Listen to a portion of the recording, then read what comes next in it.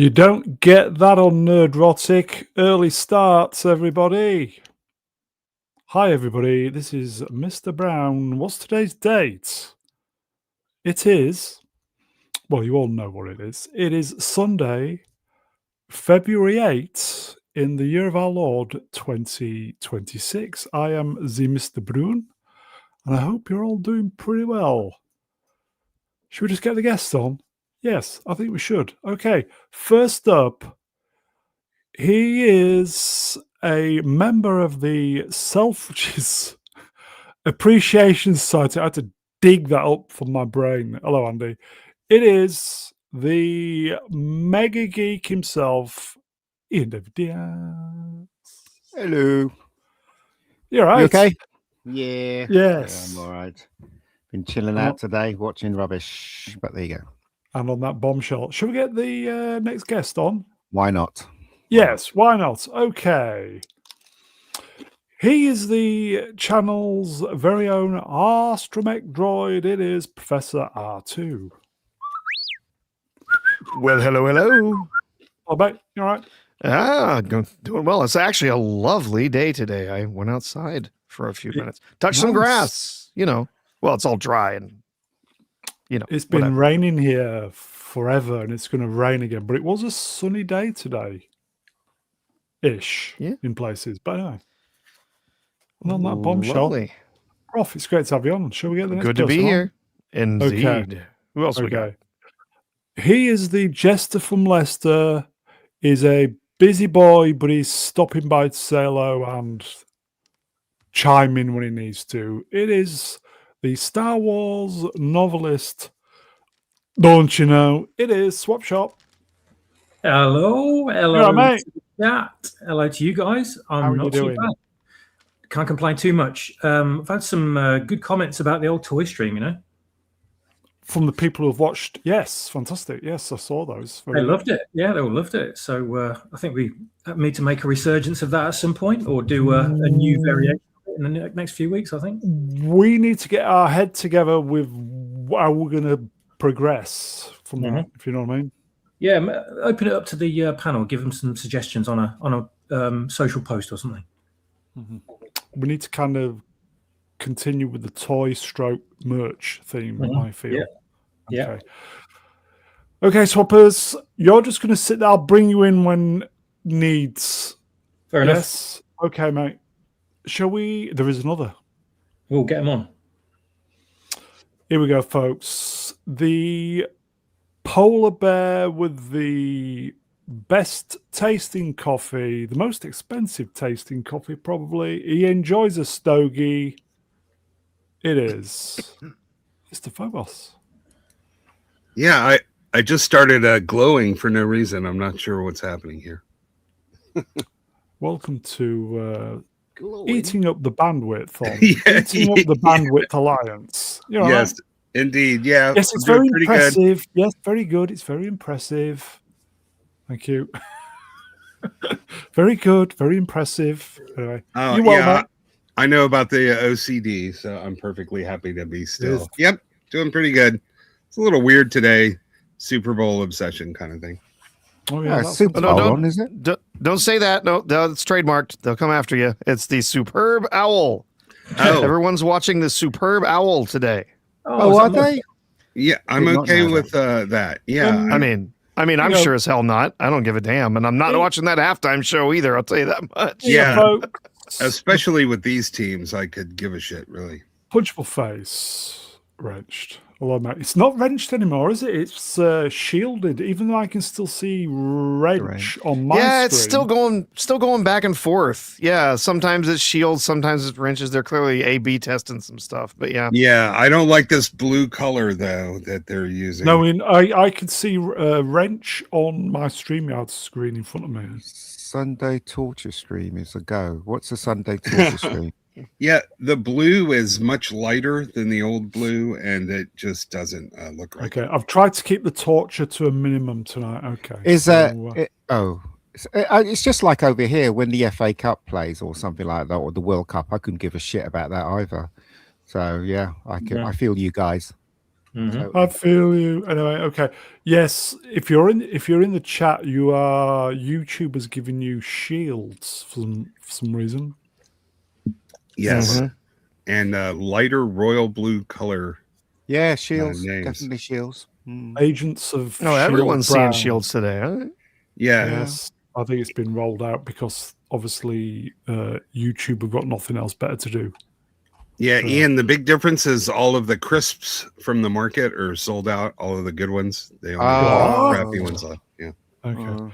Chat, we can see you. Good evening, good evening, good evening, good evening. A little bit early. Good evening. Okay.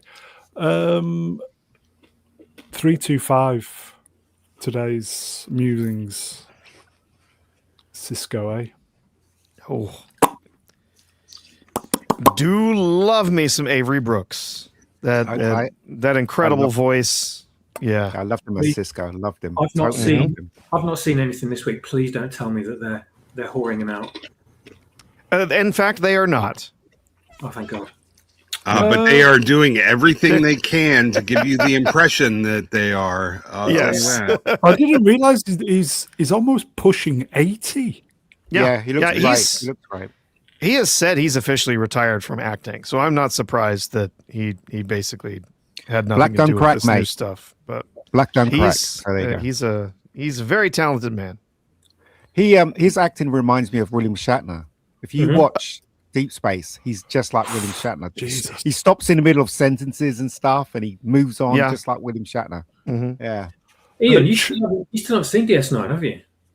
No, I've been watching him recently. I love him. I think he's great. And He's also Ian, also Mr. Brown as well. He has not seen it. I have seen it, but I can't remember much of it. I wasn't It was the 90s. So I wasn't avidly into it. I was more into. For some reason, I just didn't get into it. Probably because it was Babylon 5. Chun the Unavoidable, World of Sport. God, when he did that, I thought, what? I thought I'd messed up the caption. Damn, don't do that, please. Please don't do that. Well, everyone's going to do it now. Okay, I will obviously one day do it, but not today. Anyway, okay. Oh, Jesus, my heart went in my mouth. Please like, share, and subscribe. Subscribe. Did anybody see that documentary when William Shatner went round interviewing all the captains of Star Trek? Yes. Anybody see that one? Yeah. That was Yeah. terrific. That's on I don't know, YouTube, it really was- isn't it? Yeah, it is. It's yeah. very good. Yeah, they did. It was the captains, and then he did like an extended version of it. Yeah. The Captains Up Close, I think, was maybe the name of it. I'd have to look it up. But yeah, where you got to see even more. It wasn't edited down, you got to see even more of the interviews that he did, and it was really interesting. But what was amazing was that he was very gracious in his questions. He wasn't like trying to take over like the Shatner of old. He was very gracious when he was talking to all of them, which is very interesting. Looks like he's kind of matured as a person. Yeah, he went through that phase where he found acceptance in his iconic role as Kirk and stopped fighting it. He was fighting it initially. Yeah, and in fact, he credited Sir Patrick Stewart actually when he was doing those interviews, and he got to talk to him. In fact, I got to see Shatner's one-man show some years ago, Shatner's World. And he talks about this and talks about crediting Patrick Stewart while he was doing those interviews and talking to Patrick Stewart. Patrick Stewart saying, he talked about like, what, if you died today and you're remembered because you were some captain on a silly sci-fi show, like, how would that, how would you feel about that? And Patrick Stewart was like, I would be fine with that. I'm remembered. I'm beloved by, fans. They love the character that I played, and I enjoyed the experience of playing that character. And so, he talked about it, and literally, like if you watch the interview, he's sitting there, Shatner going, it wasn't until this moment that I realized that you're right. Like, I will be remembered. I will be loved by these people for this character that I played and the meaning that it had to them, and that's okay with me. Like it's actually fascinating. I watch it sort of happen on screen. So yeah, it's amazing. Absolutely amazing. Chun the Unavoidable wins today's prize. I typed in wrong, but I've altered it now anyway. So well done. Good spot, mate. Okay. Yeah, well, remember, it's better than being remembered for being like a total racist in Roger Corman movie, which was Shatner's role. Remember that? Oh, Or- nobody remembers that. Being remembered for destroying Star Wars. How's that one? Uh-huh. Yeah. Okay. Please like, share, subscribe. Big thank you to all the channel members. Okay, so we had Fallout finale this week. Anybody? I'm Oh out. yeah. Yeah. You can go first, Sista. I don't even know what to say about this. Oh, it was everything that you thought it would be. Like, I almost felt bad for them because they were trying to do something, but it was so sort of poorly executed. I don't know. Are we doing spoilers? Chat, are we doing spoilers? I mean, there is a pretty big reveal at the end. If somebody's even slightly interested, I'm not sure I would want to ruin that. But they didn't pull it off. It didn't work. A reveal. It's just a Deus ex machina. Is all it is. There's nothing to set up what's going to happen at the end. Really, Spoiler. with the NCR showing up. No, but I'm talking about the Enclave. Okay, with the Enclave. But they set up you saw the Enclave in the first 5 minutes of the first episode of the first season. NCR. But you know, when she opens Enclave the wasn't vault, a surprise. That she's connected to the Enclave, I suppose, is a slight surprise. The NCR, the National Cash Registers. yeah. No, listen. This whole season was just an incoherent mess. They didn't pull it off. Not at all. It remains tonally disjointed. The thing is, man, Walton Goggins, he's carrying the show, but when he's not on screen, you don't even want to watch the show. Yes. Come in a little bit. It looks fantastic. Very nice production values. Great actors. Everything's there. I don't know what's going on with the plot, but I kind of get the feeling it's probably not there. Yeah. Everything about this show is really, really good, apart from the story or the dialogue.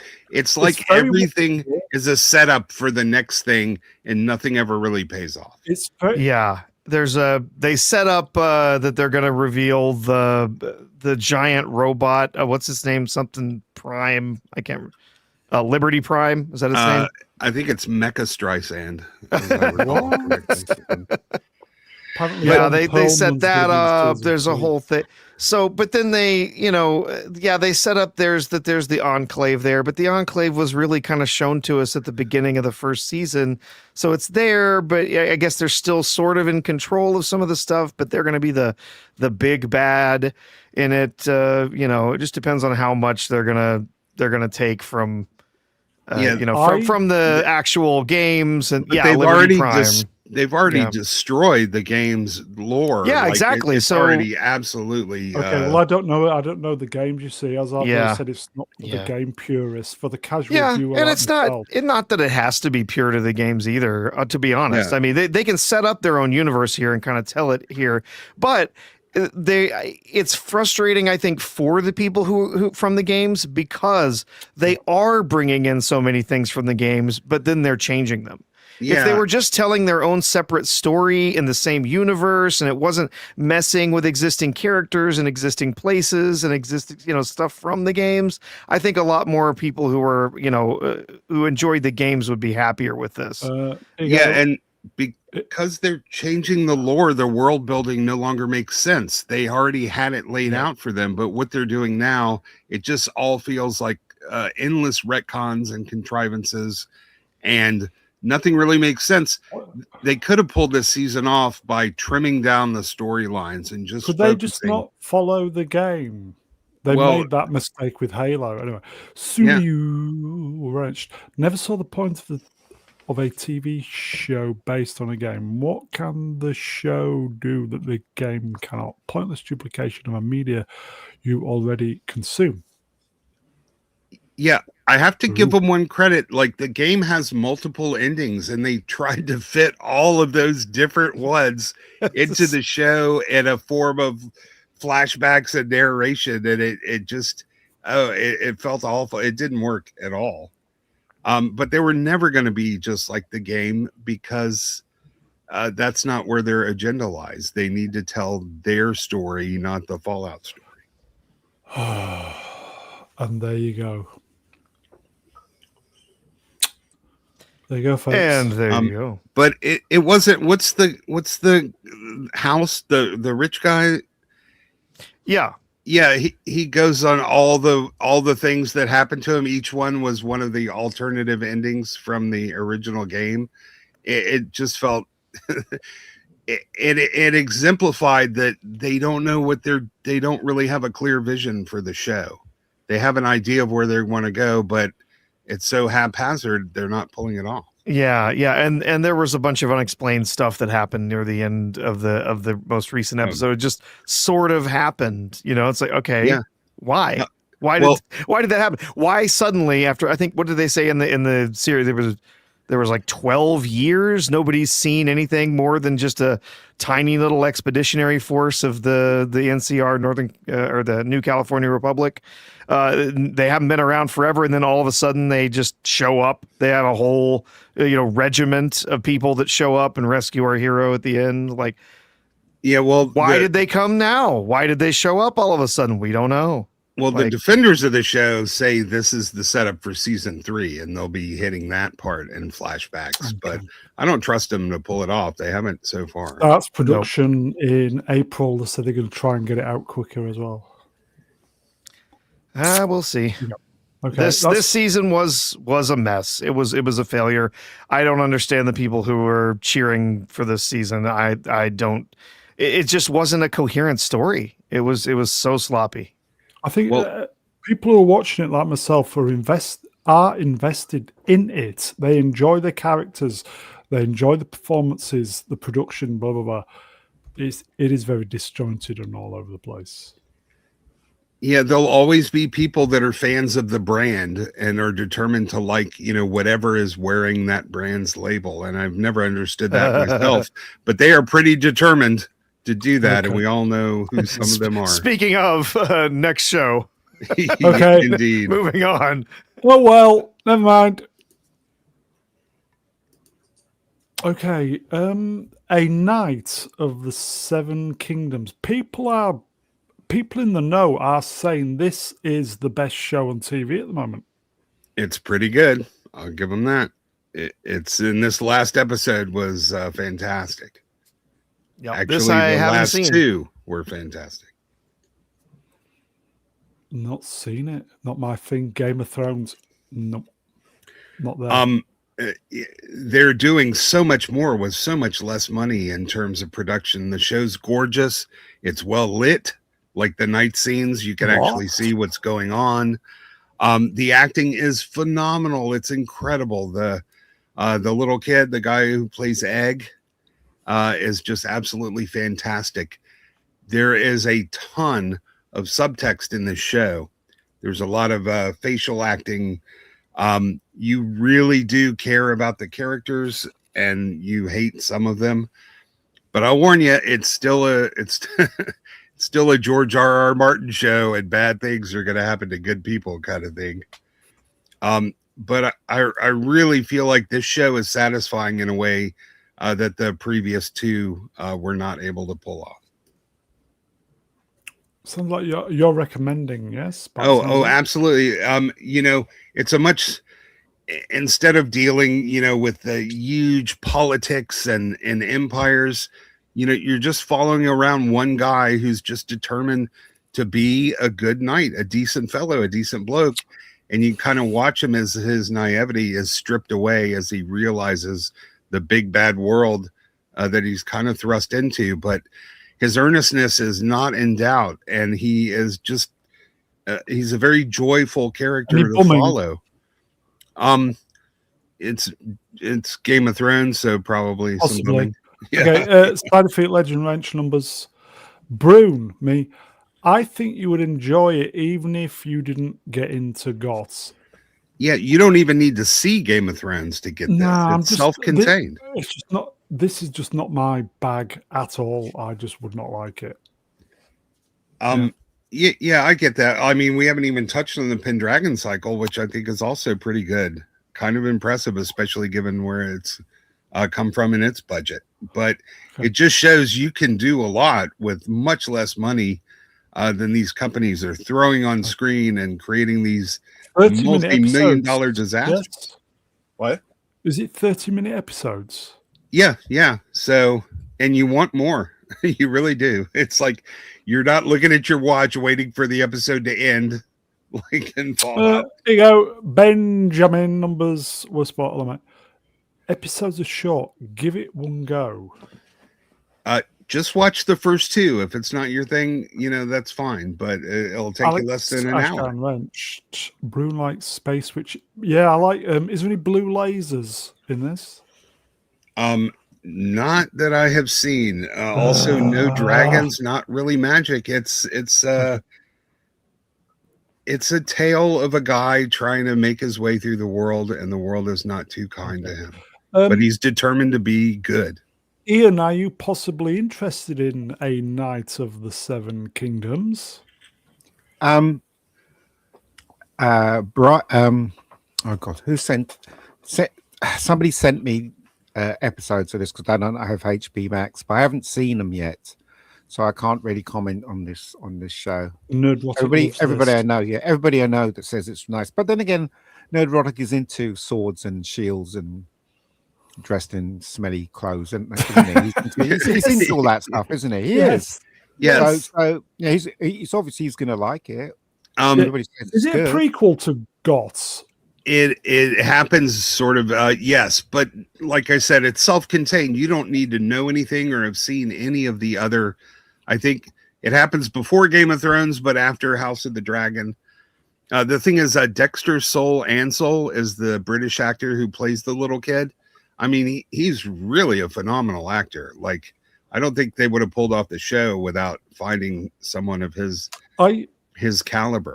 Okay, I'm going to be very shallow-minded here. Everybody knows I'm shallow-minded. I did. Everybody was saying, "Oh, you've got to watch Game of Thrones. Got to watch. It's amazing." Blah, blah, blah. That was before season. Was it the last season? Well, probably when I was at my last employers.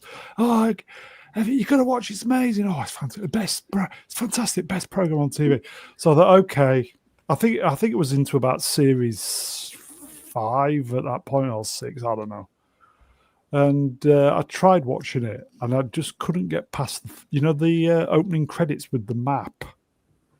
That looks like the UK. Yeah, I just season 5. Well, I think it's 6, 7, and 8 are the weaker seasons. No, I think it was about series 6 or 7 that was actually on TV. But I started at the beginning. So did I. Yeah, and I just couldn't.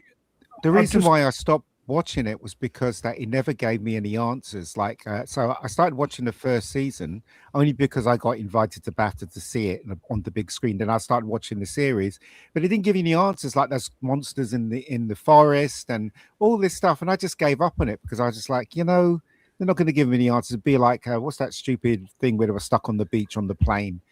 That show, and it's like, no, I'm not going to go through this Lost. again. So as soon as they ran out of the source material, when they got to the point where there were no more books, the show took a dive because they couldn't write. I could not get past the map that looked like the UK, but with all funny names. I thought, God, this is shite, and just turned it off. But anyway. Okay. Let me say a couple things about this show, though. Knight of the Seven Kingdoms. It doesn't lecture you. It has genuine masculinity and femininity. What? It presents you with an easy to understand story, but it's simple but not boring. Now, the first episode's a little slow, not much happens, but like I said, it's only 30 minutes. And if you go back after you watch the others, you will see all the things you missed because it's a lot of subtext. Yes. Esther, let me tell you something, right? This is an old trick They've been doing it for the last 3 years. The first season is going to be masculinity. It's going to have all the things you want. Second season, woke as hell. So just be warned, all right? From the hip, everybody. Yeah. We've seen it, but we're still on season 1, and I'm just saying it's worth watching, and it's good, and it also has a nice sense of humor about it that the other shows in this world didn't quite have. This one is a much more lighthearted, although stuff still happens. Okay, let's do some supers before we get into the next main bits, if I may. Megadeth Ballerman, range €5. Thank you, my friend. Mr. Broonme, please say, we're just normal men. We're just normal men. We are. We're all just normal men. To all, what's your favourite Robert Zemeckis film plus why? That's we all know pretty easy. Back to the Future, isn't it? Yeah, it's a well, what else would movie. you pick? What? Yeah. But he's got a lot of good ones, Okay, Back to the Future 1, and I thought 2, Forrest Gump was brilliant. I thought. Never seen it. Yeah. Oh, I've got a good one for Tim Allen. It's a movie called Red Belt. Favorite Tim Allen film show? Why? Galaxy Quest. Yeah, Toy Story 3. What's that Father Christmas one where he gets fat and becomes Father Christmas? Santa Claus. Yeah, I like that one. The first one was good. Swappers. Fun movie. Any answers? Hang on a minute. Was Bob Zemeckis Back to the Future? Yeah. I'll say that then. Yeah. Tim Allen.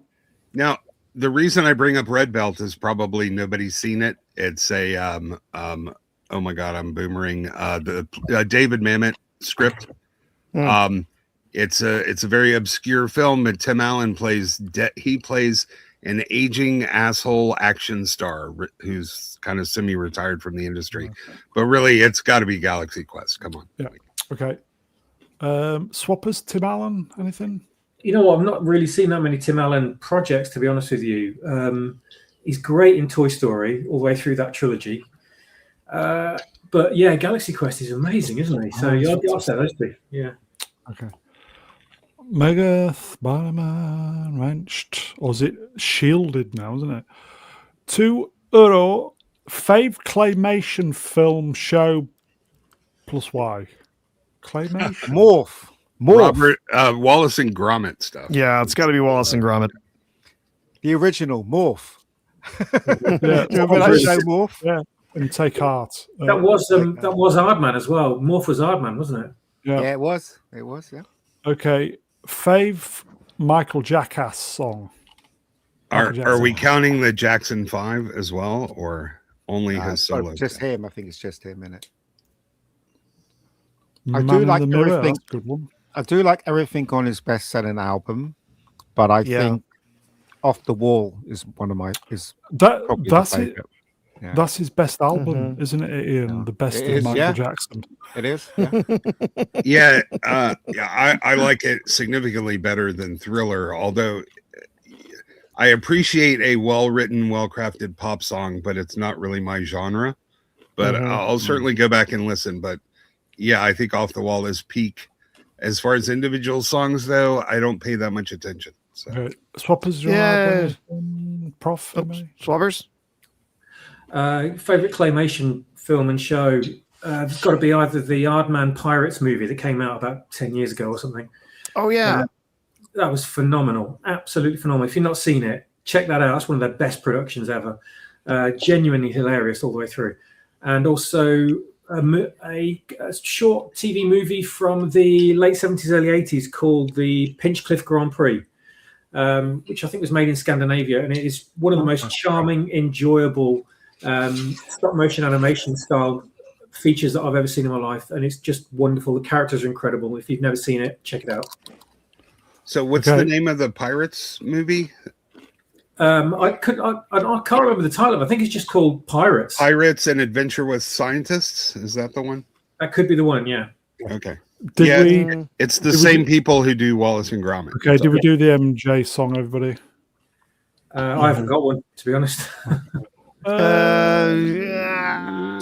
Beat It, Bad, but both really influential for their time. Wait, look who it is, everybody. Uninspired reviewer, Wrench, 2 hello, my friend. A favourite underrated film score, lads. That's my brother. My brother, uninspired reviewer. It is, yeah, younger one, yeah. So for songs, I have to pick Never Can Say Goodbye. It is a Jackson 5 song, but his voice is just incredible in that. It's a great song. So, film score. Oh man, I think I think it was underrated. Cocoon, the score for Cocoon, was very underrated. But I thought it was brilliant personally. James Horner. I'm gonna go with the score to the movie Pitch Black. Who did that then? I'll have to listen. I'll have to look it up. Somebody. Anybody else? I can't think of one. Nothing's coming to mind. No, I can't think of any. It's not really underrated because everyone that hears it loves it, but it's not really well known as it should be. And that's the soundtrack to, I guess you could say it's a score, is soundtrack to Transformers the movie in the 80s. Oh yeah, of course, yeah. Who did that then? Who did the music for that? Well, loads of different people. Vince DiCola did the orchestral stuff for it, but it's still synthy stuff. It's amazing. Oh, yeah. We got Weird Al on that soundtrack. Yeah, it's great. So Graham Revell did the score to Pitch Black, but it is an unusual sort of electronic arrangement of the compositions. I see. Let's move on then. Yep, why not? Oh, okay, I'm out. Yeah. Speaking of shows where people like it just because of the franchise it's in. Starfleet Academy. Man, the interactions that I have been having on X with some people trying desperately to try to make up their own headcanon as to why this show is just incredible and why it's so great and how there's all these things being laid for this amazing storyline going forward. It's absolutely amazing that people have that much cope. It's wild. Yeah, I don't think they really like it. They just feel the need to defend it because it's their team. I guarantee you they're not going back and rewatching the episodes because they're so good. I just cannot believe it. Who watched it? Yep, watched it. Prof and I did. We've talked about it on several streams. I was instructed to watch it, so I watched 40 minutes of it and I turned it off. The things we do for streams, including watching this just disastrous mess. Yeah, I heard the best description of the show last night from a real life fake wizard who says this show is a Lovecraftian nightmare that punishes those who try to make sense of it. I still enjoyed the performance of the hologram person. Okay. But everything else, I just think the get out of town, Ian. Charming. Yeah, I don't believe Ian for a second. The show was all her. This episode was nothing but her. You should have loved it then. And she's delusional. She thinks everyone in the school loves her and she's the greatest person ever. She wanders around and everyone gives her high fives and has nicknames for her. She's just the most amazing thing ever. And then honestly, like in the end of the episode is her talking to herself. I didn't get that far. It's her talking to her own mind, that has taken the form of Jake Sisko, who tells her she's amazing. Yeah. So she's amazing because her own folks delusion tells her she's amazing. It's so bad. I think I need to go into rehab. Sorry, folks. This is the original Mary Sue. They might as well have called Sam Mary Sue. I've let everybody down. Sorry. Star Trek fan fiction. it might as well have been written by Paula Smith. I mean, this episode was just ridiculous and absurd, and nothing makes sense. So No. the more you try to make What- sense of it, the more it truly Okay. punishes your What mind. was that movie with Alicia Silverstone, the one she's famous for? Clueless. Clueless. Yeah. To me, it just felt like an episode of Clueless. or the movie Clueless. How much did you watch of this? Because About I think I got about 35, 40 minutes. I got to the scene where she brings in the food for the cadets. Oh, she brings in gumbo for everyone to eat. And I yeah. just yeah, thought, that's only 15 minutes into the hour-long episode, Was Brown. it? You're not. You Oh, have no. oh well, I This turned it thing off has at that nothing point. to do. I turned it off at that point. Yeah, Yeah, this is so- a horror story. Sorry, folks. yeah. Yeah, I know it felt She- like 40 minutes, but it was about 10 or 12 minutes. Yeah, she wanders around. The start of the episode wanders around with her breaking the fourth wall, talking to the camera, talking to the audience, A lot of that, yes. doodling on the screen in pink crayon. Oh no. There's chyrons that keep popping up to help explain what a hologram is or what a biological being is. And it's Yeah. absolutely insane. Yeah, And so she has to call Orson from she's like Mork from Ork. She has to call into Orson to tell her people all about her experiences. And they're demanding that she take some class that she can't enroll in because the professor won't give her stuff to enroll into it. Is Orson well?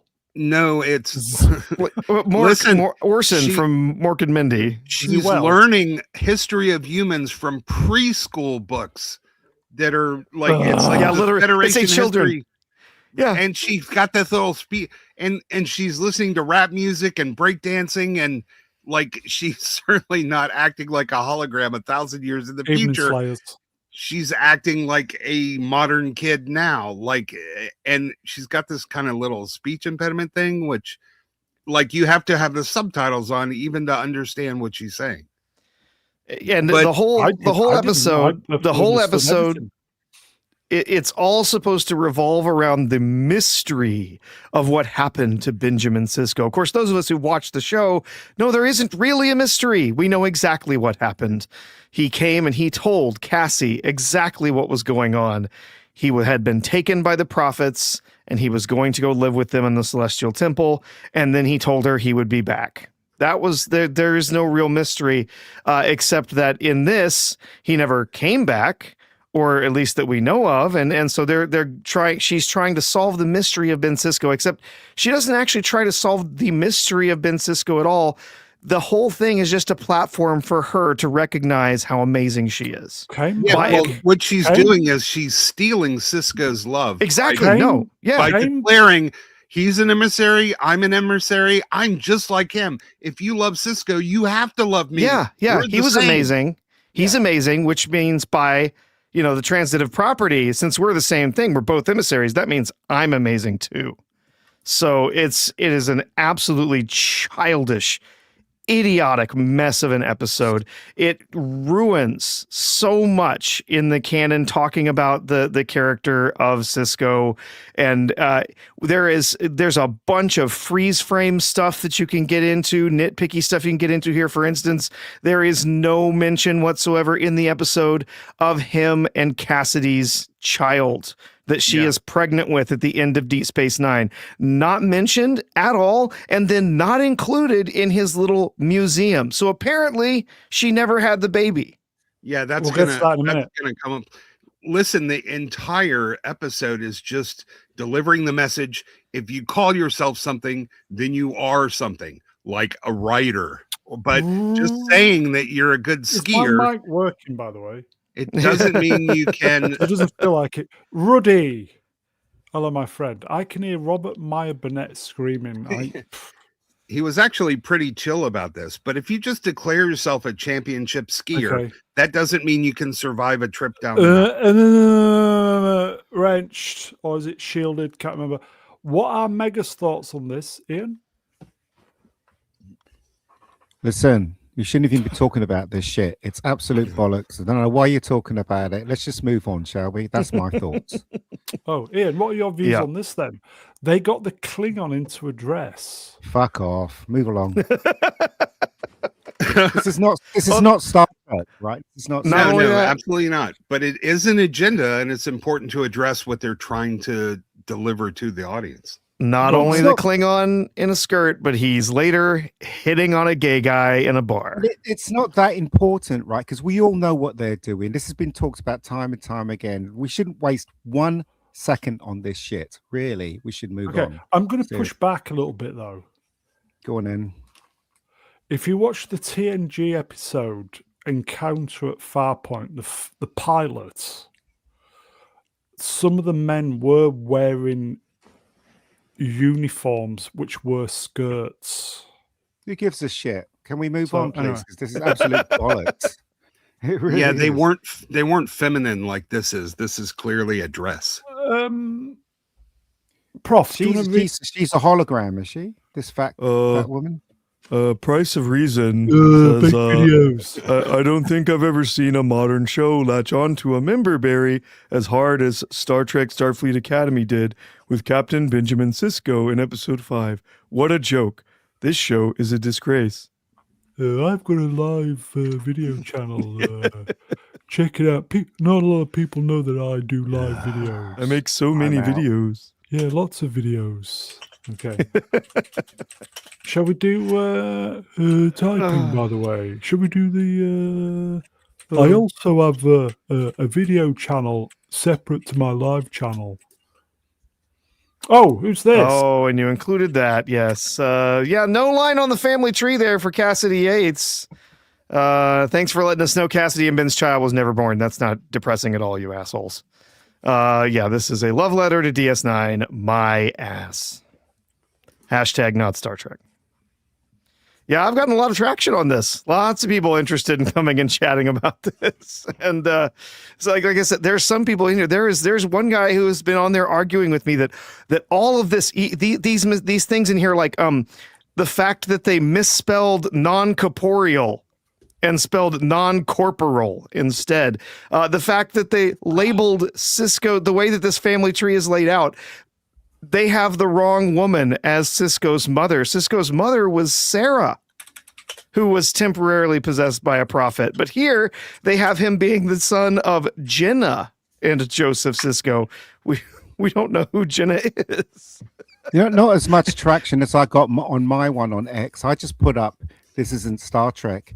And I tell you how many people looked at it. 9.2K people. Oh, yeah. Yeah. 64 questions and replies to it. It's crazy. Everybody Yeah, hates this. People were, but this, so some of these people are coming in arguing that these clearly just careless mistakes that were made in this show and ignoring this character. They're arguing that these are intentional things that are being done to set up more mysteries to be solved throughout the season. It's ludicrous. If I may. Go on, Esther. What? Esther? Yeah, I'm not going to go back and try to say what I was saying before. I just mean going forward. Oh, okay. Yeah. Okay. Scurry. All right. I thought. Sorry. Okay. Right. Have we? So have we done with that one then, Prof? Yeah, we can move on. Okay. In fact, you've got maybe- a super chat paying you to move on. Okay. There may be another. I can't remember what's next. Bear with me. Yeah. Oh. Okay. I will point out that the sole writing credit of the person who wrote the majority of this episode was that she came up with the once shenanigan pun. That is why she can call herself a writer and think she's qualified to write Star Trek. Oh, but you also understand that she has on numerous occasions said she's a huge fan of Deep Space Nine, and she's watched it so many times because it was a show that her and her dad bonded over. So she's got to truly must be an expert on Deep Space Nine, despite all of the glaring mistakes that were made.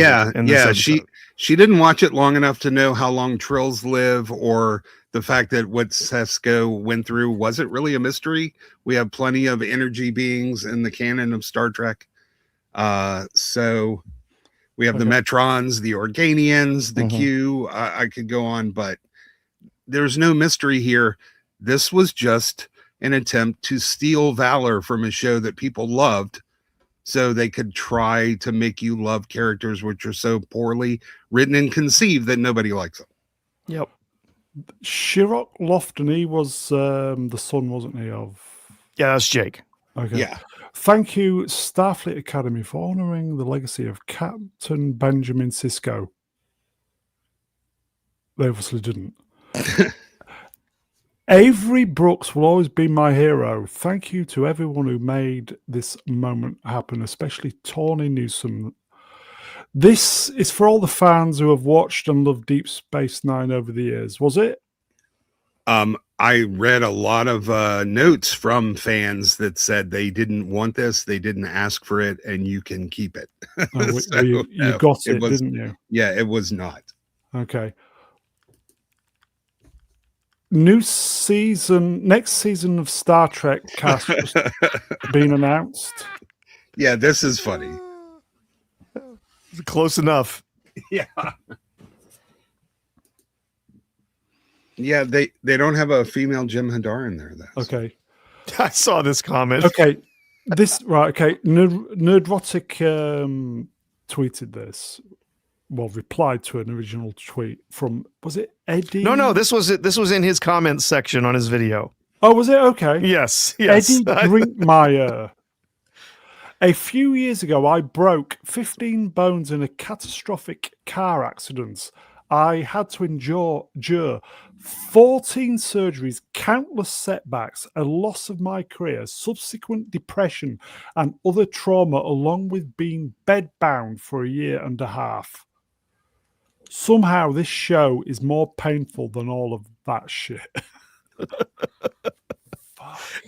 Oh man, the video, it's worth watching. I'm not a huge fan of Gary's, but I do enjoy some of his videos. This one, he's practically having a mental breakdown trying to watch the show. It's so bad. If you're a true fan of Star Trek, this show will break a piece of your soul off and kill it. Okay. Then Elon Musk. The oldest seasons of Star Trek were positive view of the future. And then Shatner says, that's because their ancestors lived through these dystopian times and found the only way to survive was to hope for a positive future for the planets. Fair enough. Okay, let's do some it's a brilliant comment. Okay, let's do some supers. I think I'm being a bit rude there. Bear with me then, folks. Okay, so...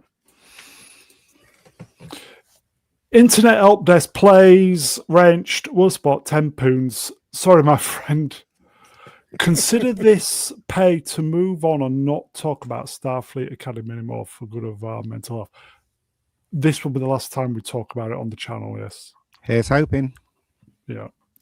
Supposedly next week's episode is supposed to be all about them trying to get some. That's what this next week's episode is. Okay, and look at this, everybody.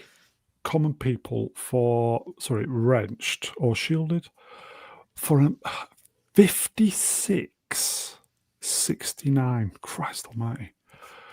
Beyond generous, my friend.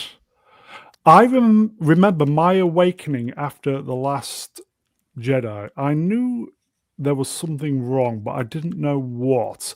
That led me to find all you guys. It saved my sanity.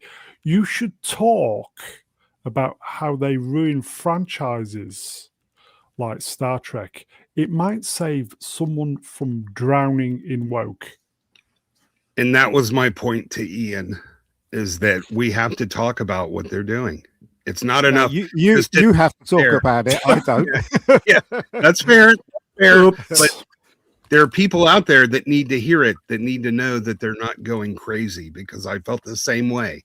If I didn't find you guys on YouTube, I probably would have lost my mind even more than I already had. It's just cope. People, we're just fucking dealing with it, yeah?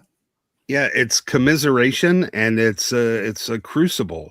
It's something you have to go through to get to the other side. Cheers, common people. Yeah. Oh, Internet Help Desk has a good point too on his most bear with recent me. chat.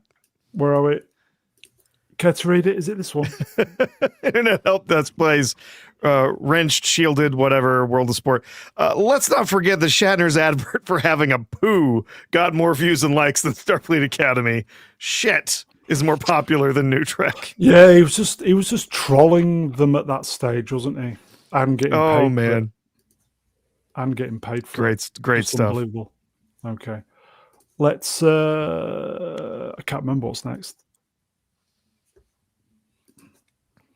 Shatner related. On February 5, 1983, Leonard Nimoy guest starred on the ABC series T.J. Hooker.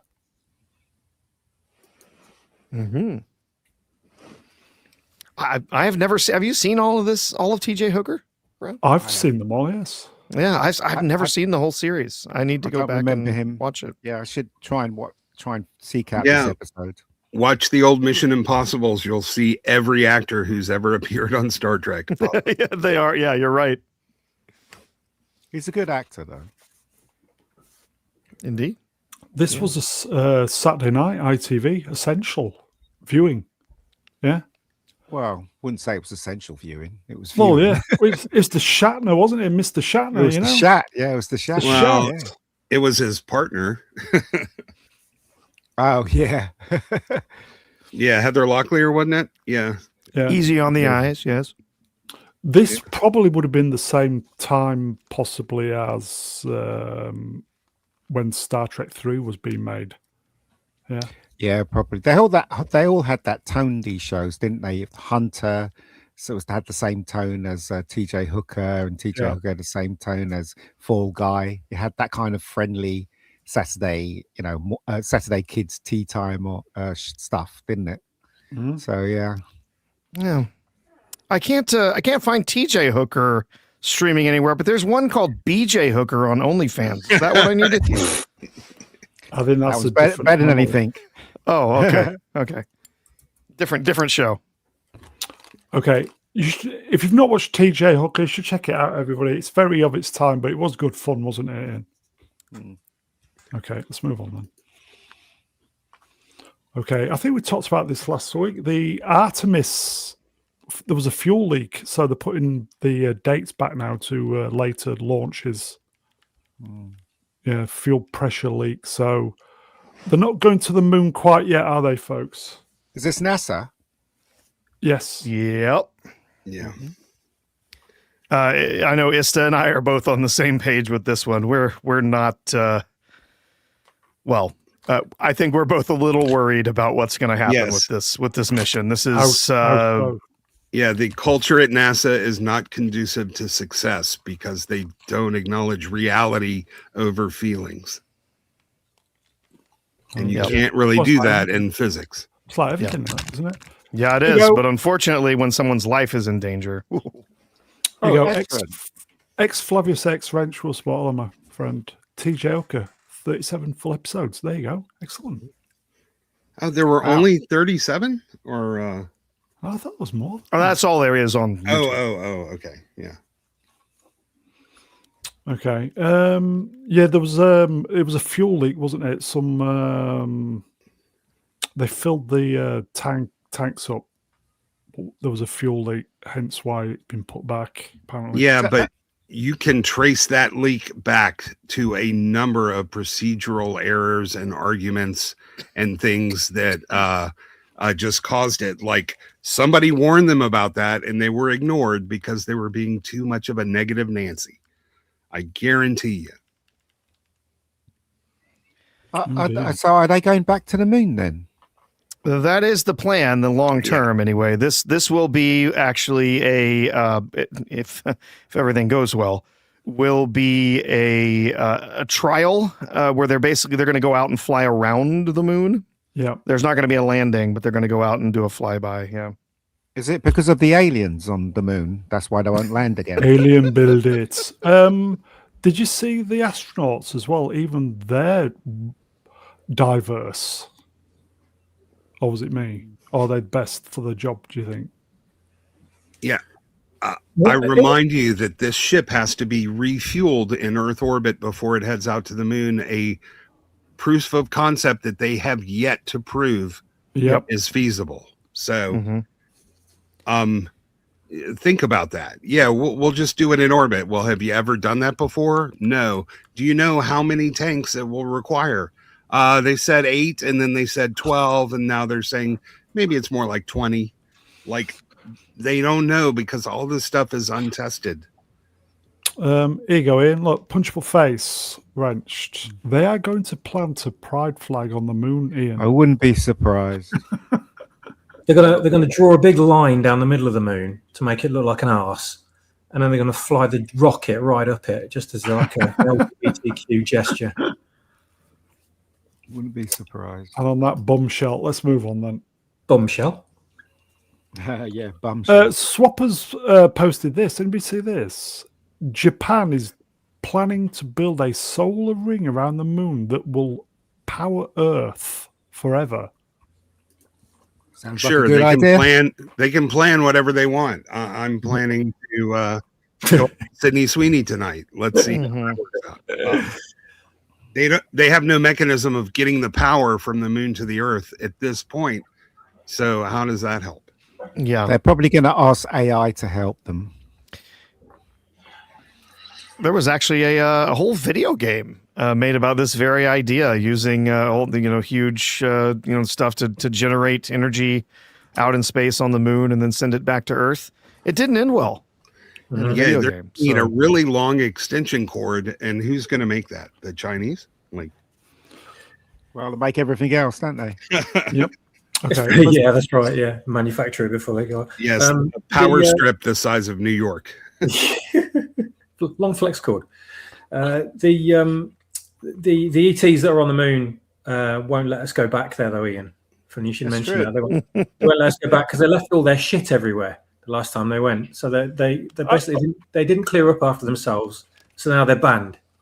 So that's why we can't go back. How could you engineer something so big? It's just impossible. Yeah, but everybody thought, other stuff was impossible before they actually made it happen. Do you know what I mean? So, maybe they can do it. Who knows? Although do you remember Starship Troopers? Didn't they have a base that went around the moon on that? I don't know. Yeah. They had a nice little ring Which in looks orbit amazing around the moon, and it was a dock as well. Yeah. It's one thing to conceptualize these mega structures, but you have to progress in steps, and the amount of steps between where we are now and what this would take is astronomical. So it may be possible in the future, but we're talking about mass and materials that are inconceivable to people today. We've had a concept of how a faster than light vehicle would work that could warp time space so you could travel at speeds faster than light. Yeah, we've had that idea for a while. Here's the problem: we have no idea about how we're going to produce an infinite amount of power to make it work. So, but you know what? After all this time, they put a man on the moon, right? We've got AI, we've got computers, fantastic. We've done a lot of stuff, but we have no fucking flying cars. What the fuck is that all about? Do you know what I mean? It's like all this stuff, but no flying cars. What is wrong? Gravity's a bitch. The closest we got. Ian, you've never taken a driving test, have you? I have, yeah. Why? Yeah, I was going to say, okay, that might be feasible for most humans, but adding a third dimension into that, and considering the human race has got considerably dumber over the last 20, 30 years, true, I think we're looking at several mass casualty events going on if we've got flying cars. Yeah, I would ask the Japanese, why do you have to go 250,000 miles away to, why not build solar arrays in orbit around Earth? A lot closer, a lot easier to transfer the power. There's got to be a reason, though, that they're not saying. Who knows? Is this true? Is this true, or is it just fake news? Allegedly, no, it's not fake. I even had a look tonight before I came on. Yeah, it's It's true. It's a concept. It's an idea. This is something, if it does happen, it's going to be 150 years before they have this built. Well, China I'll be dead. They can't even rebuild houses in the Palisades in LA. Okay. What are they talking about? And on that bombshell, let's move on then. I think the permitting on the moon is easier than in LA. Yeah. Oh, that may answer Ian's question. Okay, we'll do a quick. If we keep giving money to Timu, then they'll be able to afford this. And Yeah. The cat's woken up. Dutch Gradient, wrench, will spot, $5. Hello, my friend. Yes! He's been asleep all day. As soon as I start streaming, wakes up. Solar panels lose efficiency over time, dying after 20 years. And what about my...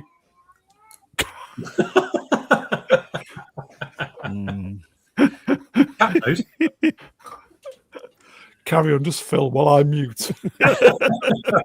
What about micrometeors? Yeah. Oh no, all of those things are major issues. Yeah. The panels break down over time. That's one of the reasons that everyone talking about using solar as, we're going to replace all of our energy with solar. Well, there's a lot of problems with that. And one of them is that the technology doesn't last forever and it's not recyclable. And then you also have to have massive amounts of batteries to be able to continue using solar power when there's no sun available. So And there isn't much sun available anymore, thanks to the bollocks that they're spraying in the atmosphere. So Okay. Well, we won't have any problems with solar panels around the moon, though, will we? With the this company is trying to get around of funding. That's what this is. yeah, the technology, the panels, even in space, the panels will break down over time. So yeah. Okay. Let's got a super. I didn't miss this. Ardent Party wrenched will spot $5 Canadian woke dollars. Thank you, my friend. Speaking of easy on the eyes, did a review of Live and Let Die 1973 out tomorrow. Jane Seymour was a always attractive woman and cheap ad. Where's Price with his Jane Seymour story? Is unavailable today. Arden, put the link, if you've got a link, chuck it in the chat, mate, and we'll have a look at that tomorrow. Cheers, my friend. Shall we move on then? Sure. Okay, let's move on. When the BBC finally aired Salem's Lot 1979 in the autumn of 1981, images and scenes from it burned their way into my brain. I slept facing away from my bedroom window for weeks. Who remembers this one? Wasn't it first shown on ITV though? No, it was BBC. I remember it being BBC. Oh, okay. I thought it was. Why was I thinking 77? So it took them till 1981 to screen the series on BBC. Interesting. Well, apparently. Besides an interview with Bella Ramsey, this remains the scariest thing I've ever seen on broadcast television. This is the one with David Soul, right? Yep. And was it James Mason? Yeah, I really liked this. I really liked it a lot. I didn't think it was that scary though, but I really liked it. I could have sworn it was on ITV though. Anyway, no, it's I remember it was the Beep because there was no commercials. I remember that. Oh, okay. The kid flying at the window there, fucking hell, scary. It's when stuff used to be scary, mate. Everything else. Proper vampire movie. This was Never seen this one. Never seen it. Oh, didn't they do a reboot of this recently? They did. It's terrible. Yeah, we don't talk about that.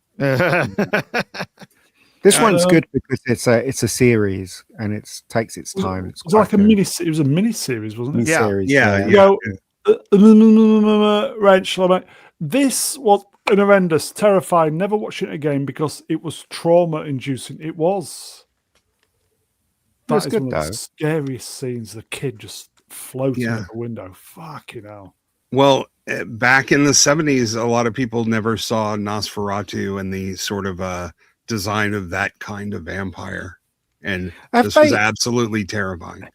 Have they got this on Blu-ray or 4K now, this version?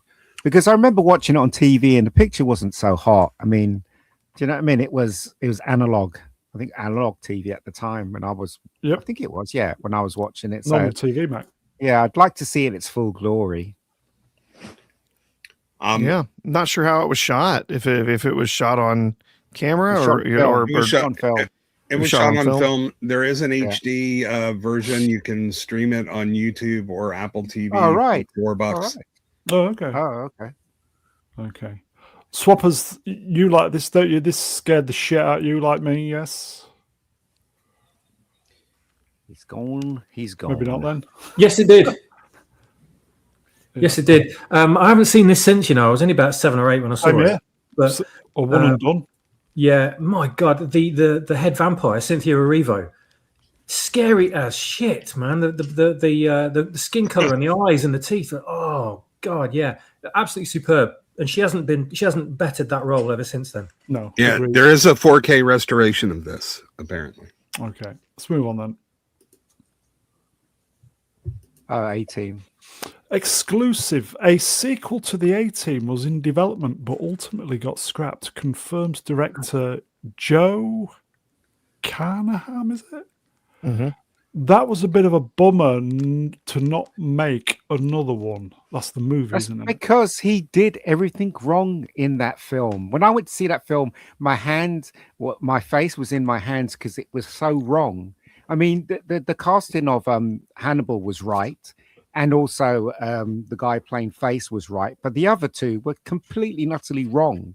And this whole thing with pictures like a comic book that comes up saying who they are. What the fuck was that all about? That wasn't even in the TV show. And why did I cast those two twats instead of casting someone that was funny from the hip and someone that was, you don't have to copy Mr. T. You had to get someone that kind of embraced what that character was about. You didn't have to get someone to copy Mr. T. You didn't have to have a mohawk. Do you know what I mean? It's just so wrong the way he dealt with it. That's why it flopped. There was a better version of this that came out at the time, actually, too, which was The Losers and The Expendables. Yeah. John Z. Branch, my friend. The A-Team was one of my favourite shows. I loved it. George Papard is an animal. There's some really nice moments in there, like when they flew the tank. That was quite fun. And but the South African guy wasn't funny. He wasn't even half as funny as Dwight in the original TV show. Yeah, it was just the wrong road to go down, in my opinion. Yeah, this was one that I picked up on streaming, and I watched about half an hour of it and just thought, I have better things to do with my time. Oh dear. And moved on. I think I went to the cinema to watch this when it was out. And also, the action wasn't anything special either. It really wasn't. You would have thought. Yeah. Well, listen, Dwight Schultz is an incredible actor. He's probably the hardest guy to replace. The manic energy he had. How good he is at playing crazy, whether it's Barclay from Star Trek or the A-Team. But they missed the whole point of the fun that the show was about. Yeah. And they left that behind. And remember, there are over 1 million bullets fired on the A-Team show, and never once did anybody ever get shot. I mean, there were some nice moments in there, as I said, like when they tried to fly the tank.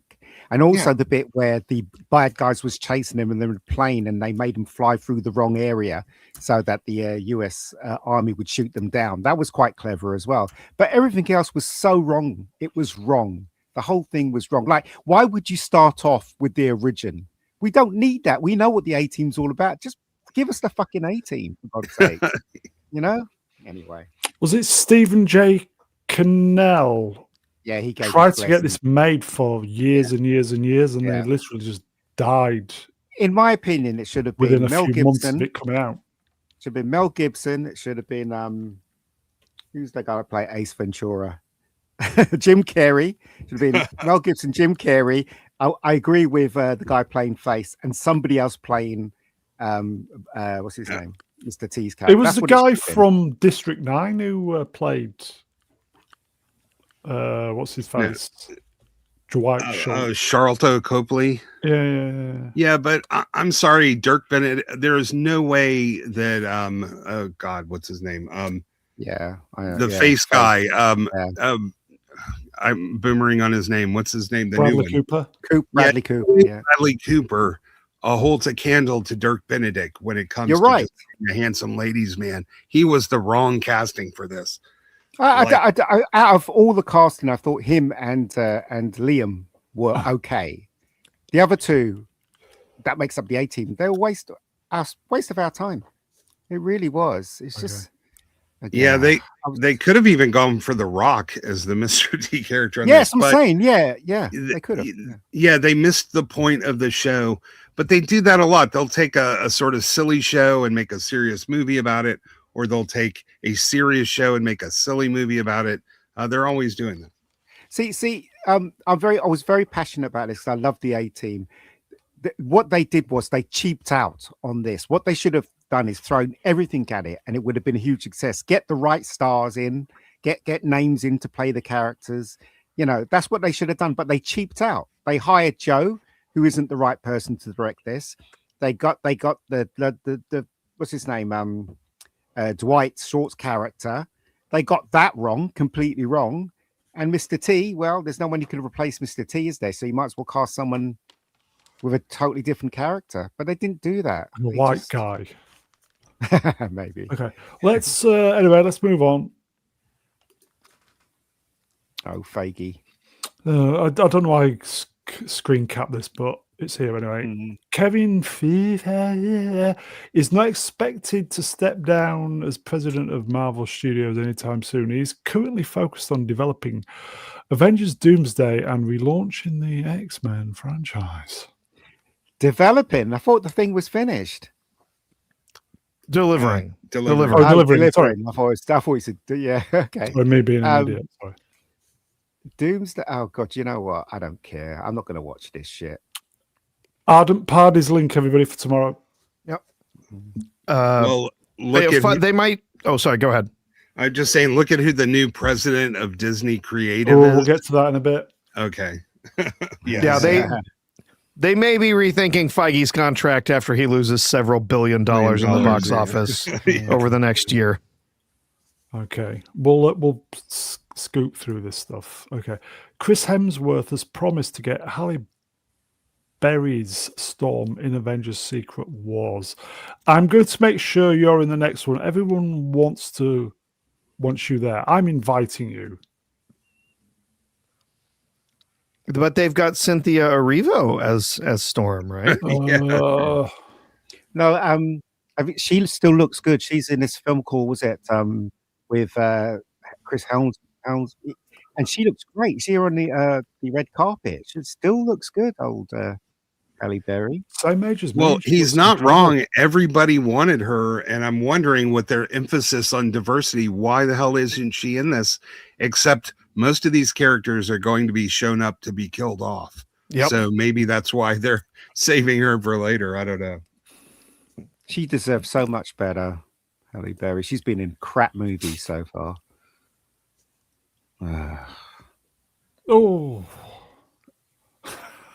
I don't care. She's one of my fantasy babes. And she's not getting, I mean, yeah, she's had some Botox and stuff like that, but she's not getting like plastic surgery and stuff. Crime 101. Nothing radical. Yeah, she doesn't have the sallow face and the sunken cheeks, and I think she weigh 80 pounds. She still looks good. Yeah, she still looks lovely. She looks like a lovely, aging woman. And I would much rather see a woman aging gracefully than fighting it with all kinds of surgery and stuff. But think about what's the point of him saying this? He's not the producer. He's not in charge. He has no control over. All he can say is, "I won't show up if she doesn't," and they'll say, "Fine, we won't have Thor." Like, this is a message purposely sent from Disney to the fans. That's why this tweet exists. Oh dear. It's reassuring the fans who were all wondering where the hell Halle Berry is, this is their way of telling their prospective audience that they haven't forgotten about her. Okay. Shall we? I think it's a sidestep. It's probably the same Secret story. Wars. I kind of Yeah. zoned out.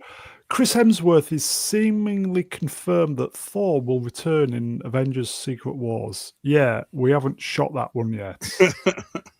Yeah, with his child from the last Thor movie, which was absolute shit. They should have just ignored that. Why has he got a child? Because they don't want masculine men on. He has to have a don't child. know. Yes, it's bollocks. Fuck Yeah. off. Might just have memory hold that one. We'll have to wait and see. Yeah, these are like the positive version of the car hostage videos. They're just, it's a marketing tool. This isn't really Hemsworth. This is Marvel telling Hemsworth to go out and say this. No, right. Is it going to be Fat Thor or Cook Thor? Why can't it be both? Both. Yeah. I don't think It's he'd going to allow be it. shit Thor. That's what it's going to be. It really is. Yeah, I just don't care anymore. Like, From the hip, everybody. I would need all of you guys to come out and say this Marvel movie was fantastic out. before I would consider going to a movie theater to watch one of these anymore. Do you know what? One- Right, I'll probably be dragged by my nieces and my 5 nephews times. to go and see this. No, it's only going to be once. If they want me to see this, they're all going to have to come with me. All of them. It's not. I'm not going to go. They all have to come with me. Just once. I'm only going to see it once because I know it's going to be shit. YouTubers yeah. are going to all the big YouTubers are going to make a ton of money off that. Of course they are. Well, it depends if people are really care about it anymore. It's like Star Wars videos don't make much money these days. Here you go. Fat Lobber Wrench was spot about only 10 months away. Who cares? They've literally shit the bed when it comes to Marvel now. They've literally had TV shows that didn't make any sense, woke up everything, and now they're expecting someone like me to come back and watch something that is still in danger of being woke. Why should I trust them after all that time of actually shoving shit my way? Why? No thanks. Welcome to something. Okay. Frank Miller's variant cover for Spider-Man / Superman #1 has been revealed. Okay. Is that a comic? Is it a comic? Yeah, this is the only game they have left selling variant covers to collectors because nobody else is buying comics. The art is anymore. shit, though. The art is shit. Yeah, I'm not all that impressed with it this? either. Okay then. Even the chat is saying it's shit cover. Let's move on then. Who saw this? I don't know what this is. The main cast of James has been revealed. What is this? It's a spoof biopic movie about James Gunn, and it's hilarious.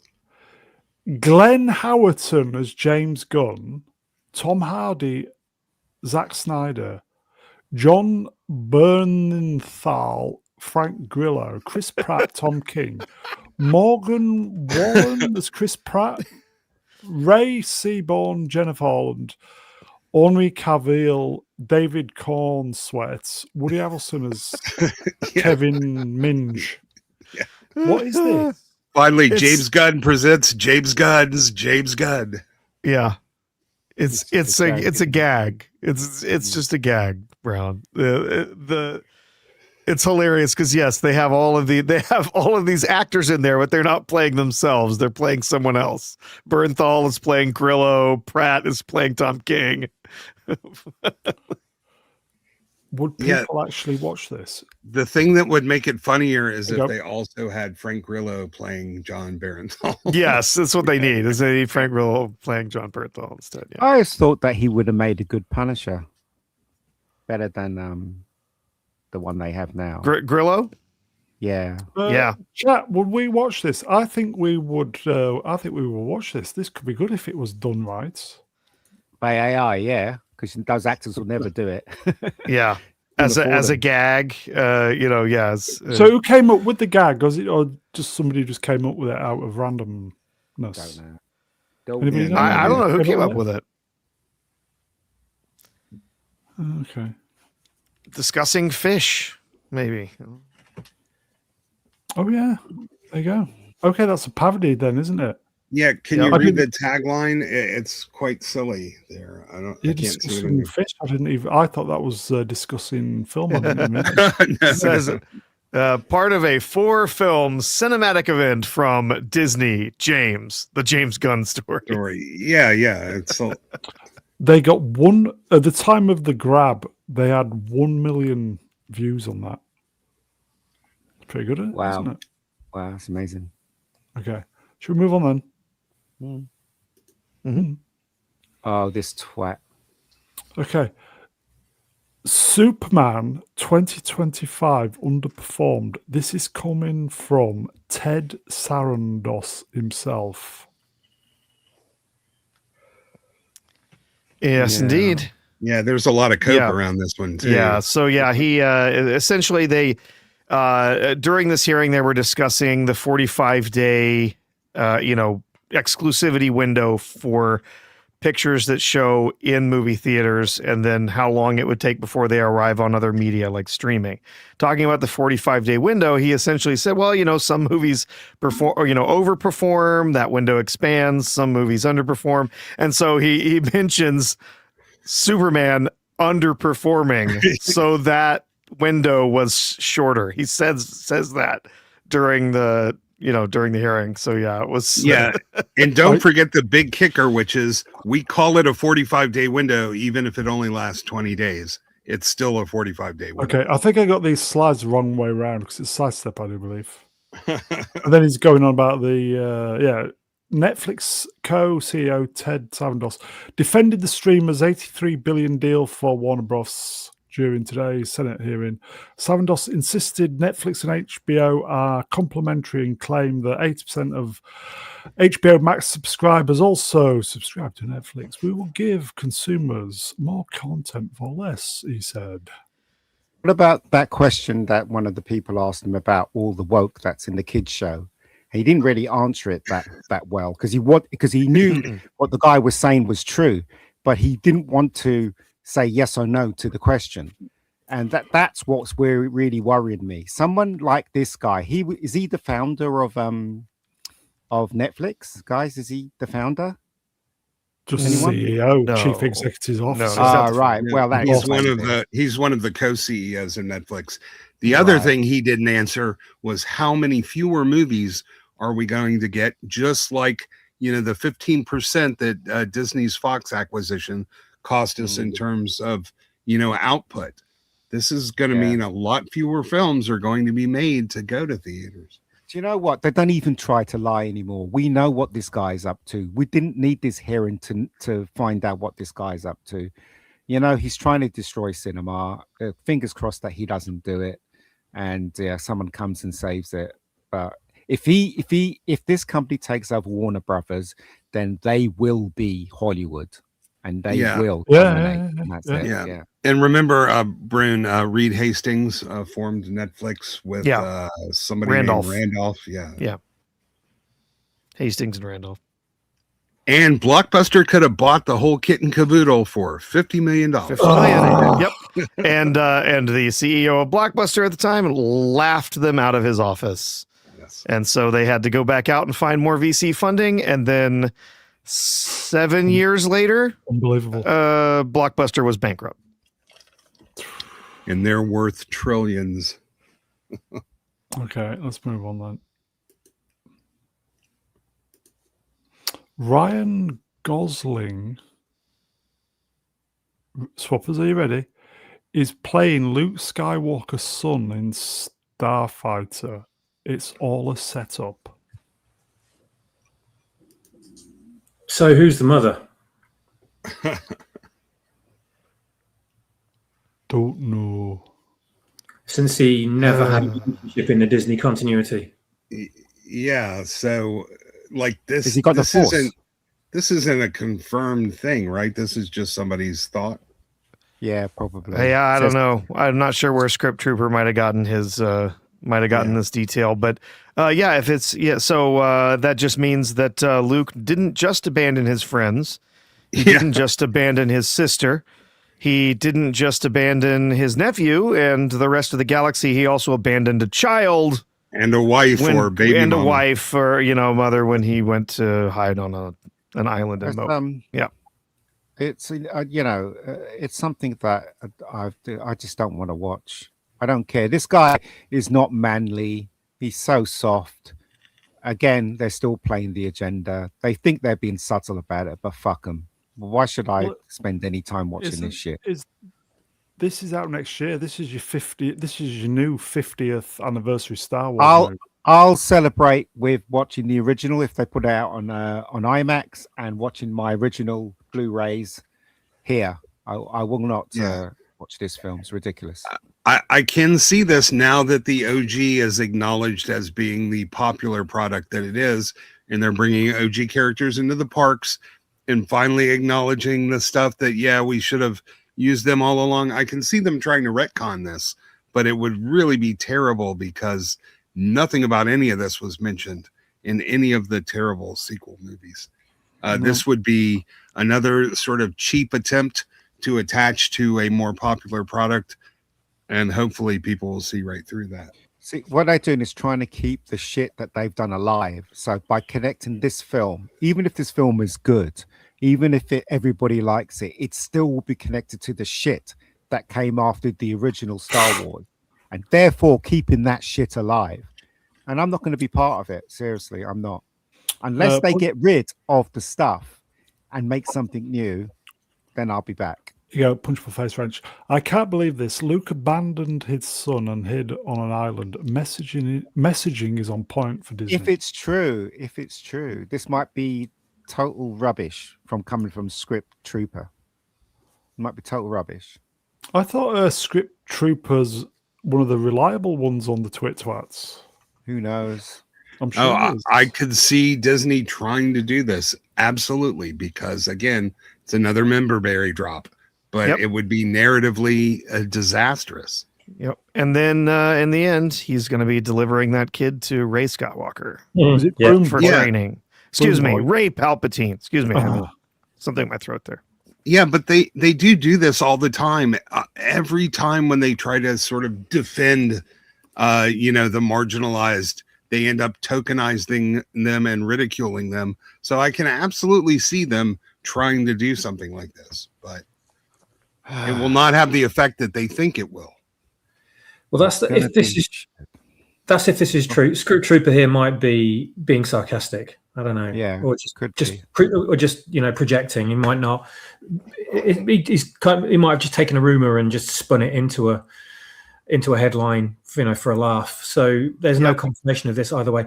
Even if it is, there's no way I'm ever going to watch this shit anyway. So it'll never exist to me, regardless. They're still saying that fathers are bad. They're still playing that record. What they're doing. They are, mate. Okay. Shall we move on then? Please. I may need to reset my mic. Bear with me. What's this? First look. Obviously, lots of trailers dropped today, but I didn't do the screen Looks cap. good, actually. First look at Lego Project Hail Mary set will cost $100. Can I reset my mic, you boys? Yeah. This is it's interesting set here with the Legos. I'm not sure I'm going to buy it, but I am still excited for this movie. I want this to be good. I really Same do. here. Same here. Yeah, like the ships and the characters, they don't really have any iconic status yet. But if the movie does really well, then of course these things will start flying off the shelves. Absolutely. I haven't read the book, but I'm looking forward to the film. I think it'll be safe for you to go ahead and see the movie, the movie first, Ian. But I would highly recommend the book. It's one of my favorite sci-fi novels I've read in a long time. Yeah, it's really good.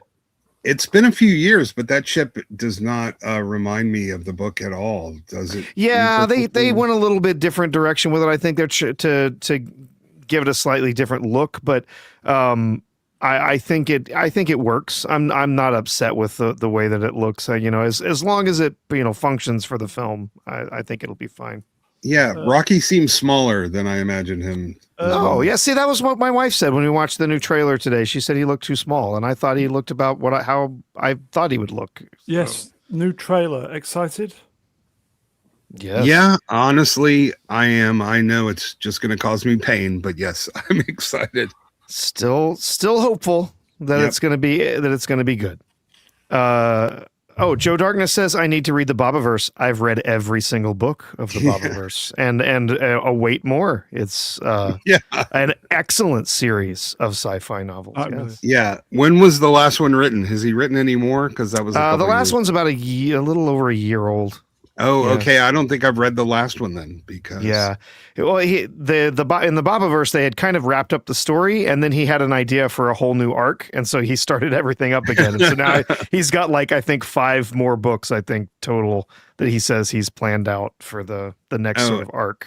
Yeah, it's very fun. I'm not sure you could make a movie with it, but yeah, it would be be hard to make a movie out of it. You could maybe make a series of TV shows maybe, but yeah, it's those who don't know what the Bobaverse is a whole series of books about a guy who's just a guy. He's an engineer, he's a nerd, and he's killed. He dies in a car accident, except that they take his brain and they use it as the prototype for creating an artificial intelligence, and then he wakes up many years later as an artificial intelligence inside of a spaceship named Bob. And his job is to explore the universe and become what's called a von Neumann probe, which is an actual scientific thing where his job is to make more of himself and keep exploring the universe. So he keeps cloning himself, and he ends up with there's thousands of clones of Bob. Exploring the universe. And none of the humans or life forms are left. They've all been extinct. It's just a universe filled with different species versions of von Neumann probes. So, well, there are people still on Earth. They go back to Earth at one point. Yeah, there's still some people there. But. Hail Mary's out in about 4 weeks. March 20th, I think. You boys are wanting you boys are hoping that it's good, yes? Yep, I'll be there opening night. We're buying tickets, the whole family. Everyone's excited to see it. So I hope it's good. I really do. Yeah. Even with the dude bro Gosling. Well, the thing is though, it's his character, as far as I can see in the trailer, suits what's going on. Yeah, I think he's basically a high school science teacher. I think he's kind of suited for this role. And everything I've seen so far, nothing flags any warning bells. Nothing triggers them. I think he'll do okay. I really liked him in Drive. So it's like putting him in a TV show like Fall Guy. That won't work. Yeah. Oh, I did that already. Yeah, it didn't work. So there you go. Yeah. Bombshell. Yeah, he does understated well though, and I think he can do this. Predator Badlands director Dan Trachtenberg has signed a 3-year deal, first look deal with Paramount, where he will develop, direct, and produce projects. Who gives a shit? Okay, don't tell Vex because she wants this guy. she hates this guy, but first look deals are bullshit anyway. That really doesn't mean anything. So this is really a nothing burger. Is he replacing Taylor Sheridan? Good luck with that. They literally destroyed the Predator. They destroyed the Predator. The whole thing about the Predator, they destroyed it. So why would I watch any more Predator films? No. Well, notice they don't say Predator projects in this. They just say projects. So, okay. Yep. I'll just say Landman finished, 3 weeks ago? Mm-hmm. Yeah, 3 weeks sounds ago. about right. Yeah. Fuck all to watch on a Sunday morning. Are they missing something Paramount Plus with this 10-episode shit again? Well, yeah, we've been saying that forever. There's Why is it not clicking with these people that 20 episodes of Landman and we're there for half a year? Why? Because Why? Because it's run by woke people. That's why. They might throw you a bone from time to time, but make no mistake, most of the shows that are out involves all this woke shit. There's not one new show that doesn't have woke shit in it. There isn't, apart from Taylor Sheridan stuff. So what are you going to do? Do we know when Mobland's out? it's going to be toward the end of this year. Look, Landman will be at the end of the year as well. Fuck. Yeah, they'll probably be out at the same time. on Netflix, right? Ugh. I'm looking at Netflix. All I'll be watching is the old stuff, like Spider-Man 2's just come on Netflix. Spider-Man, Tobey Maguire 1's just come out next week. The other Spider-Mans are on there. I could watch that. There's Jurassic Park I could watch. It's just old stuff. I can't watch the new stuff. It's all crap. This is when you rewatch Stargate SG-1 or Babylon 5 or go back to TJ Hooker or even Mission Impossible. Yeah, but that's just me, Ian, just abandon modern entertainment and go and watch the rebooted Battlestar Galactica series I sent you. You just sent it to me. Oh, you've still not watched that, have you? No, I haven't, and because swappers keep banging on about it, so I might as well watch it. In fact, you sent me which I haven't downloaded, that comedy show you were talking about as well. So I think I'll download that and take a look at that as well. But just watch the first 2.5 seasons of it. Okay, people in the chat, is there anything you're rewatching at the moment? Any classics that you're rewatching? Give us some ideas. Yeah. Okay. Shall we move on then? Sure. Oh, it's Jesus. Oh no, who's that? Director Travis Knight says his Skeletor is the embodiment of toxic masculinity. Oh, fuck off with this Jared rubbish. approached us because he loves Skeletor. He wanted to swing for the fences, and ultimately we landed on something that I'm really happy with. Skeletor's kind of the embodiment of toxic masculinity. Oh, fuck off. Yeah, I look at that guy. I definitely see the toxic, but I don't see anything masculine about it whatsoever. My God, please. As I was one of the first ones to say I was not bamboozled by this. The trailer, people could cheer for it all they wanted. I did not see anything in that worthwhile. This proves it. It's going to be a disaster. Really? Wasn't there another trailer out this week? A different trailer? Yeah, there was. It's all right. It does. I think it's a bait and switch thing. That's what it is. Is it? Yeah. Yeah, if anything, this guy is toxically feminine. But Cider Feet brings up Letterkenny, which I sent a couple episodes to Mr. Brown to check out. I don't think he's ever watched them. That show is hilarious. I don't even know what it is.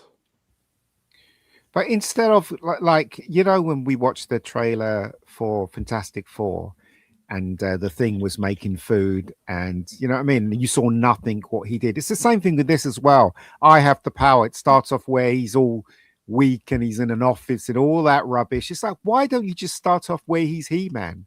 Why do we need all that crap in the beginning? Just start it off. He's on the planet and he's He-Man, and then start the adventure there. You know why they wouldn't give us that? You know why they wouldn't give us that? It's because of the fact they don't want him to be male and buff and ripped. Control, ripped. Yeah. They don't want any of that stuff. I will say though that ridiculous. Okay, that is a very, very nice jacket that he's wearing. Wait, hold on a minute. When did Russell Brand get cast in this? Exactly. Yeah. Exactly. Yeah, I'm surprised at how many people are feeling optimistic about the trailer, because it just looks like a low budget Thor to me. They want to hold on to something. They want to hold on to something. Yeah, they just want it so badly to be good. And you know what? Same with me with the Project Hail Mary. I really want it to be good, Please. but I'm not seeing stuff there that's throwing up red flags like it was with this trailer for this thing. Yeah, absolutely. I think objectively, the trailer to Hail Mary is better. He-Man needed more roids and more training, but that's just me. It seems to be a common theme nowadays, doesn't it? Okay. Shall we go Hawks? Oh, God. A new look at Alison Brie as Evil Lynn in Masters of the Universe has been released. Swappers? She doesn't look evil. Anybody? Yeah. In this, I guess from what I understand, she's actually supposed to be a human who came over from Earth to Eternia and became Evil Lynn. I'm guessing it's probably going to be his boss in HR that got turned into Evil Lynn. Which I saw this. I thought it was what's her name from Marvel, who plays Scarlet Witch. Yeah. Oh, I can see that. The Olsen. Yeah. Do you know what's going to happen? Yeah, You know what's going to happen at the ending? What's going to happen in the ending is that Skeletor is almost going to kill He-Man, and she has a change of thought, and she becomes good and saves him. That's probably what's going to happen at the end, which is the trope of every Disney woke rubbish that's on screen. Is there going to be some fucking scissoring in it? Well, Alison Brie is not a bad actress, but I've mostly seen her in sort of a comic type stuff. But this just looks terrible here. Is she named after cheese? I think she's named after Brie Larson. She's named after feet. Yes. Can you imagine if you had to introduce Alison Brie to Brie Larson? Alison Brie, Brie Larson. Alison Brie Larson. Alison Brie Larson. But the outfit doesn't look anywhere close to the outfit she should be wearing, right? And where's the jaundice? Exactly. That'll be the sequel. Yeah, listen, she was fantastic in Community, and she did a good job in this series called Glow. But the production just looks kind of sloppy here. Everything we're seeing, right, is not showing us what we want. I saw the latest picture of Lara Croft a couple of days ago. I'm like, oh God, oh, guess what I mean. Hell? What the hell? Okay. Alison Brie Larson. That's I quite like that. Alison Brie Larson. Alison Brie Larson. Let's move on. That film, I've seen the first trailer that I ended up eventually seeing of that film. I'm sorry, but it just looks like a fucking fan film with AI and CG put in. It just doesn't look proper. Trailer. You remember in the 80s and 90s? Oh, I went back in my day. You remember when they used to be, you know, everything used to look epic. Everything used to look incredible. The cinematography, the color grading. It used to look mind-blowingly great. And now we just look at things and everything looks flat and plain and just uninteresting and like someone's done it in their bored afternoon at work, you know, on the computer. Do you know what it is, though? What it is, right, is the passion. Okay, so when you watch films from Robert Rodriguez or Spielberg or any of the greats, the old school people, it's the mega geek, because they are passionate about the project. I can't name you any film that I've seen recently that you can feel the passion from any of it. It's all flat and it's all done for money, and that's it. That's why it fails. Absolutely. Okay, I'll just say Alison Brie Larson. Okay, let's move on. Scarlett Johansson first costume test for Marvel as Black Widow in 2009. Oh, it's far too sexualizing her, man. That's not gonna work at all. The first costume that she wore in the Iron Man thing, it was fucking great. She looked so good in it. Remember the first time with the long curly red hair? Absolutely amazing. And then they changed it to whatever she ended up as. Yeah. Nice bum. Yeah, way too nice. Well, this is exactly the thing that she's been complaining about recently. So yeah, she took all the money. If she was complaining about it, if she's disgusted about it, give the money back. Give it all back. Go on. It's perfectly fine for all the male heroes to have their pecs and abs out, though, but not for a woman to show her ass. Not for a woman. It's rubbish, isn't it? Winter Soldier, ScarJo. I doubt she's gorgeous though, isn't she? Come on, look at that. Yeah. Do you think that seat is padded like 7 of 9's was though? Don't know. Okay, so that's ScarJo. Find Pink, out. everybody. That's how many? 17 years ago. Fucking hell. Is that right? 17. Oof. Great bum. What a great bum. 17 years ago. My God. Okay. It's like a Let's blue move on peach. then. Let's move on then. Oh, for fuck's sake. First on-set photos of Sophie Turner as Laura Croft. Tactical outfit for the womb wader. Covered from neck to feet. You can't see anything. Even She though looks she's got a crap she body. looks like Solid Snake from Metal Gear Solid, man. It's rubbish. We all know this is going to be rubbish anyway. And that stupid woman with the big birthmark on her bloody forehead. Jesus. She can go and kiss my bum as well. Seriously, this is going to be shit Phoebe Waller-Bridge. beyond shit. It's going to be shit. Why don't they do it properly? What is wrong with these people? Well, we know what's wrong with them. Well, I should they say hired contain them. Phoebe Waller-Minge to develop this show. That's what's wrong with them. This is a boys' brand. Because it's got a woman in it doesn't mean to say that you have to hire a woman to direct it. You have to hire majority of the crew as females. That's all rubbish. You get the right person for the job, whether they're male or female. I'm And this is the also mistake with they're making. punchable face. I agree, mate. You would do what? You would not I watch would. it. I would not watch it. Yes. Actually, I think she's the one that has the punchable face. I don't know. I just look at her and I get instantly irritated. Yeah. Oh, well, There's a never mind. smugness about her and a lack of acting ability that just irritates the shit Is it out of me. is it the acting ability? I don't think she can act out of a Oh, paper bag. Really? What's interesting is that Did you the, see Dark Phoenix? I did. the Yeah, shit. last Laura Croft movie didn't do well at all, and they hired a girl which wasn't too bad, but had small titties, Alicia Vikander. Was it Vikander? and it was terrible. It was badly directed, and the script was terrible. What makes them think that people want to see this after the failure of the last one?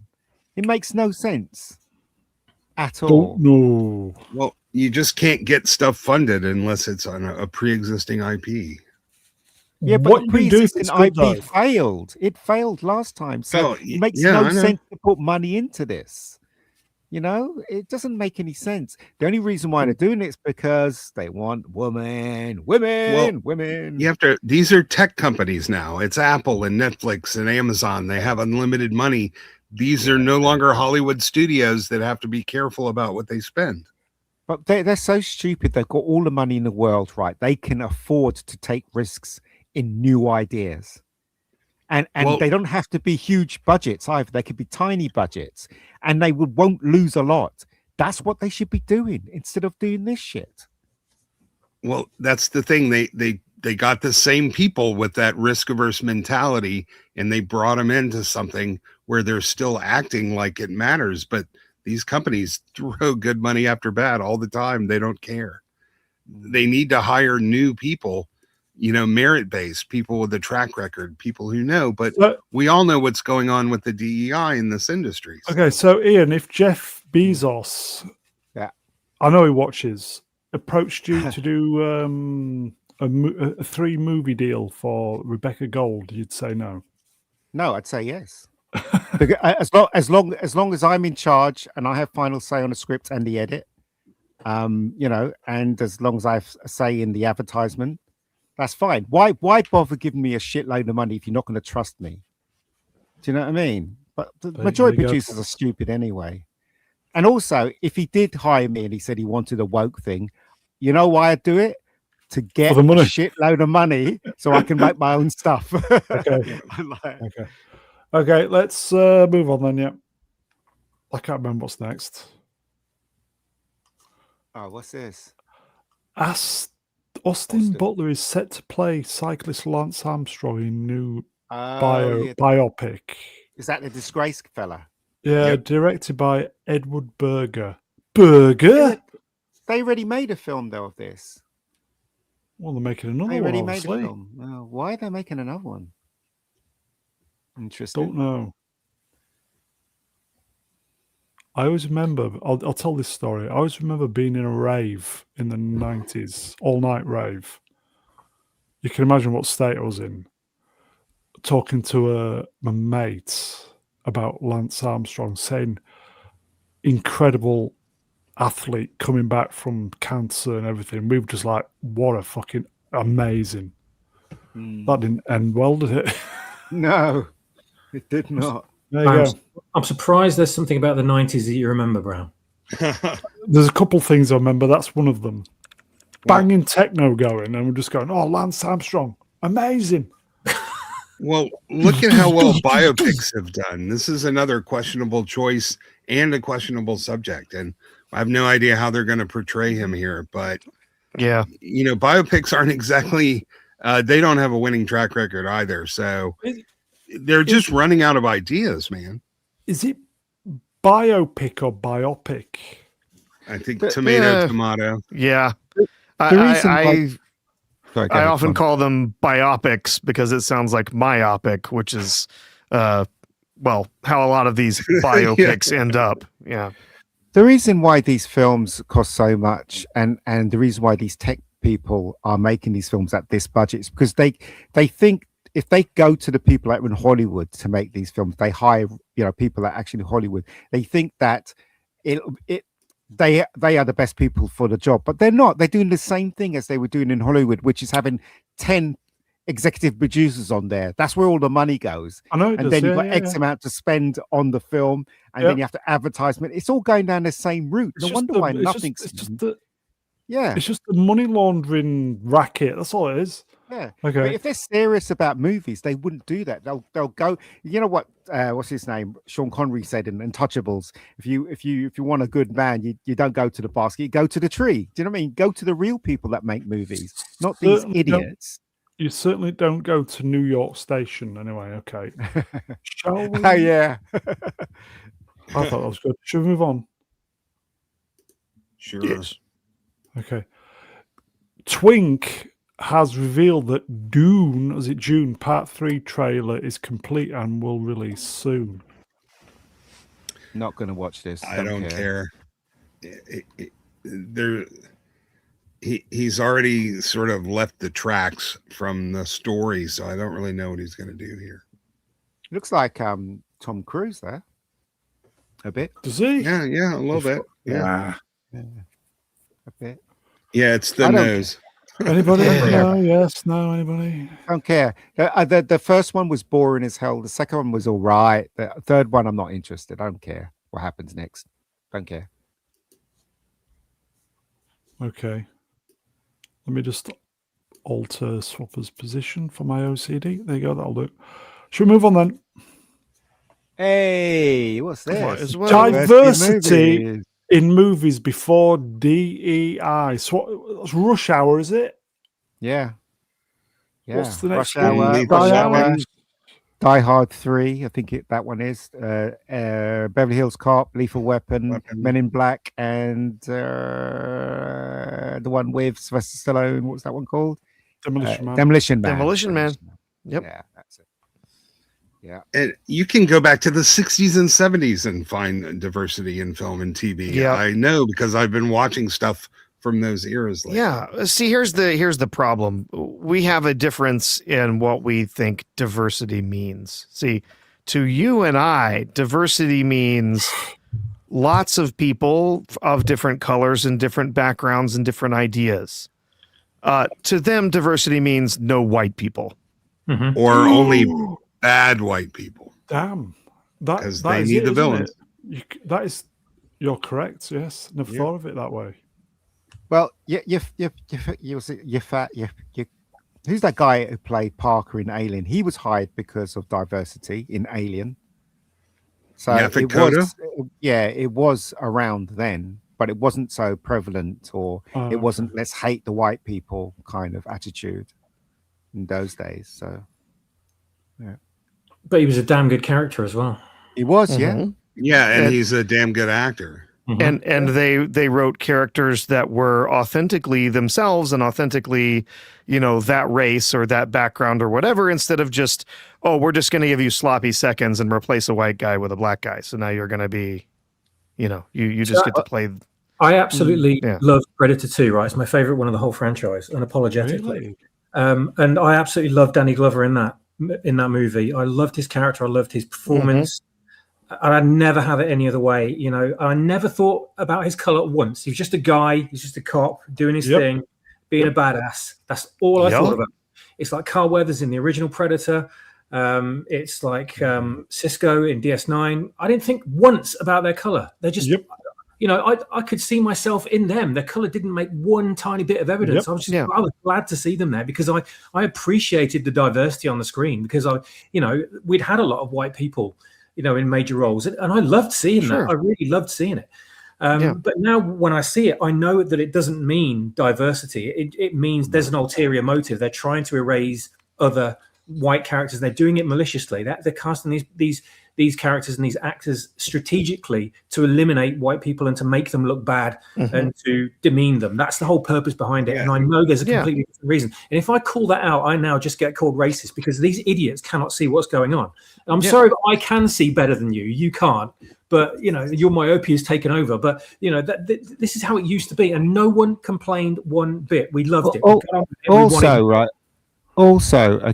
Remember, Beverly Hills Cop, it was originally meant to be Sylvester Stallone, right? And they hired Eddie Murphy, not because of his color, but because he was talented and they wanted him. It wasn't because of his color. And in those days, especially Danny Glover in Lethal Weapon, they hired him because he was great on stage and they thought because there were other people. There was what's his name? Who's the guy that was who cut the guy's ear off in Quentin Tarantino's movie? They were thinking of him playing Danny Glover's Michael character. Madsen. Yeah, but they chose him because he is talented and he had great chemistry with Mel Gibson. So there you go. The difference is now in the casting, they already know the racial makeup of who they're going to pick. Back then, they really were looking for the best person suited for the job. Or there might authentically be a character that was written to be, with this certain background of this certain race, whatever. And so they were looking for someone there. But that's because that background meant something to the character that they were writing, right? It was someone that had a background. Maybe they're from Harlem. They're or something of that nature, right? The thing is, and a lot of people will say, they go colorblind. You should be colorblind. I don't think it's that, and I think that a lot of people who claim necessarily they're totally colorblind, none of this matters. Yes, I recognize that Eddie Murphy is a black man. I recognize that these, that Will Smith or any of these, they're black, and I see that. I saw that with Avery Brooks when he was cast as Captain Sisko. Yes, he's black, but here's the difference. The color of his skin is not the most important thing about Avery Brooks, right? Yeah. What was important was that he was a good actor. And he played a really interesting role. And yes, he was black. And yes, they did bring some racial stuff into the show a little bit later. Some of it I thought worked, some of it didn't. But the most important thing about him wasn't that he was a black man. The most important thing was he was a good father. He was a strong, advocate for the people that were under his command. He was a leader. He was capable. That was the most important thing about him. Yeah. That he was black was his second, right? And it's the same with all these actors. Why do I like Eddie Murphy? I like Eddie Murphy because he's funny. Yeah. Right? Well, not because, necessarily he's black, right? There's so much of this stuff that just it's this race essentialism thing that's taken over in recent years. And Wesley Snipes was cool as fuck. Yeah. He was cool. The BBC has the gall to claim that it's a policy of colorblind casting when it's absolutely not. It's all anti-white casting now. Remember that message they put out last week? Yeah. Always bet on black. When you're talking about diversity as well, obviously it's not just skin color, but an ethnicity, but also having females on screen. And now it's all about girl bosses and making women do everything that men can do. Which they but better. And but men are even now better, incompetent, bumbling idiots. Yeah, just making men completely redundant, basically, and just trying to demean men at every opportunity. And all you have to do is look back a couple of decades and see Cynthia Rothrock in every single one of her movies and see how badass and how incredible she was on screen. Yes. Everything, right? Oh, nice pull. Cynthia Rothrock. The acting might not have been stellar. No. But she was incredible. She was absolutely incredible. All the characters kick ass. And sat down and watched one of those movies, and you wanted something from those movies, and you got what you wanted at the end of the day. And you got a really satisfying martial arts romp from beginning to end. And she was just, doing her own stunts, fully present on screen, doing every single technique you could possibly see without body doubles or very few use of body doubles. And you want a girl boss. Just go back and look at history instead of making all this shit you're trying to force feed us with these days. We grew up on strong female characters. Don't tell us what fucking strong female characters are, right? Well, you know what your problem is, though, Swappers? Misogynist. You're racist. Shall we move on? What is this? Who saw this? What is the this? cast for the UK version of Saturday Night Live has been revealed. Who are they? Don't know. Who are they? I've never seen any of these people at all. I've never heard of any of them.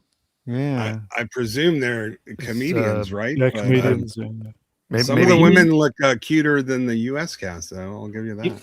You mean this isn't Star Trek Starfleet Academy, no? No.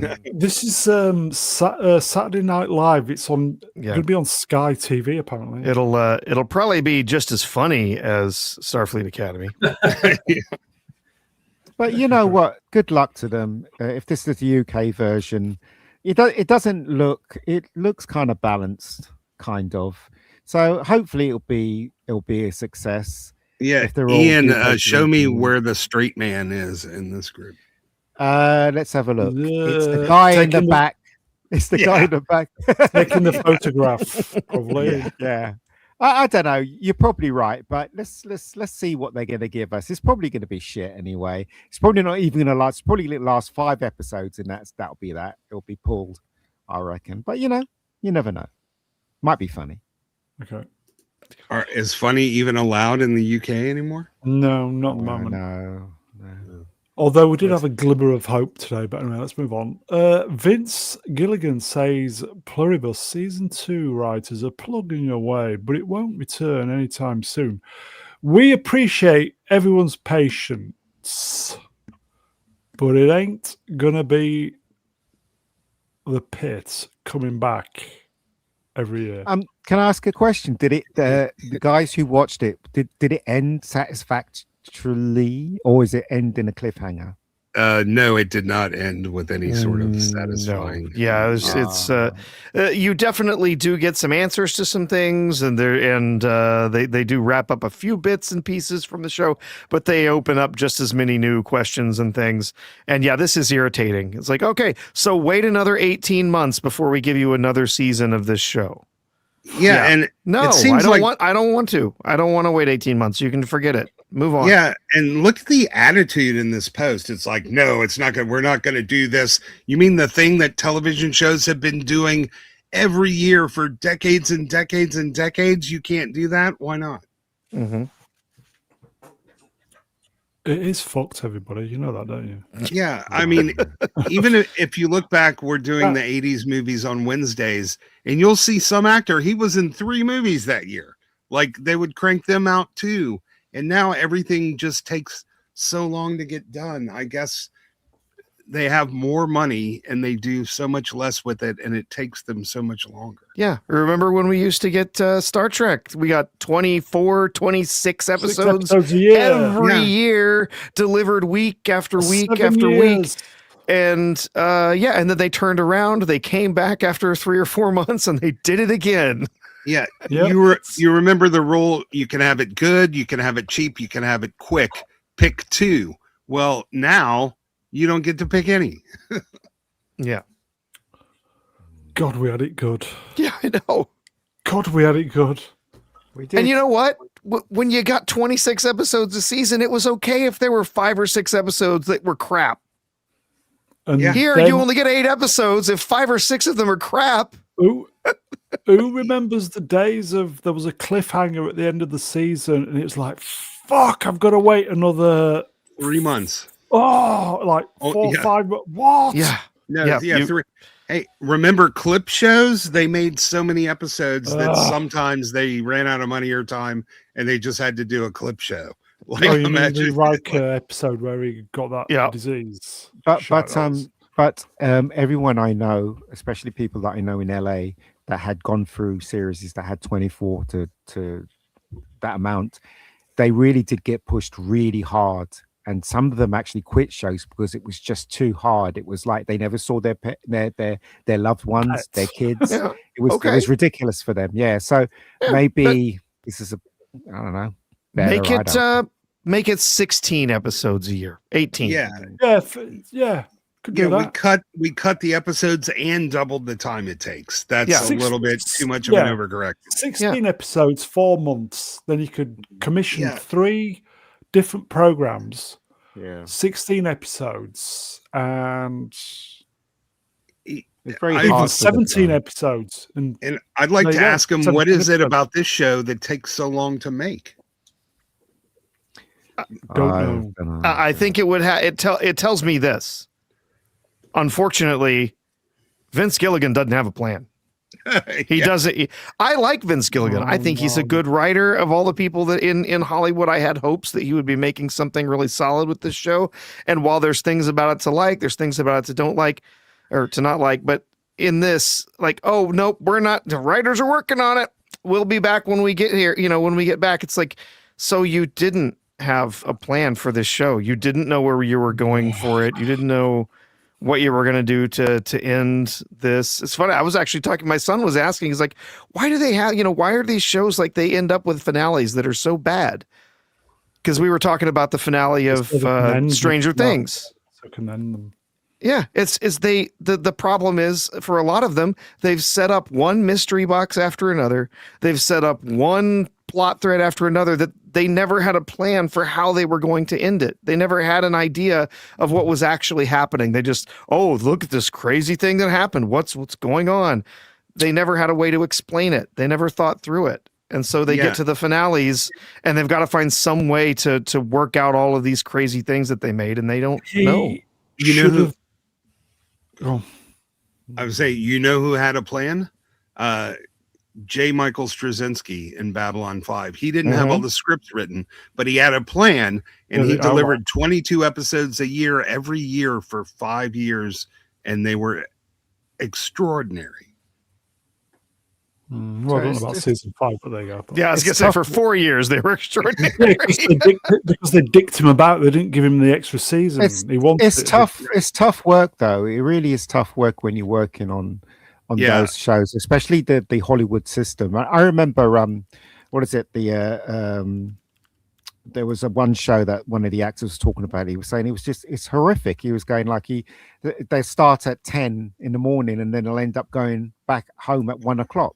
And that was most days, 1 o'clock in the morning. That was most days. That's why you get paid 50 times what other people get paid too. That's not the point. I don't feel sorry for them.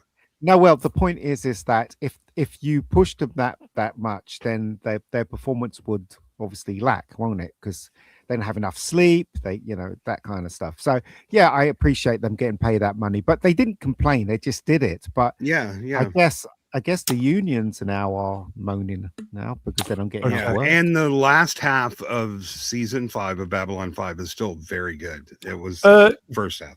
Gilligan should have just made Jesse Pinkman making a new life in Alaska. Anyway, let's move on.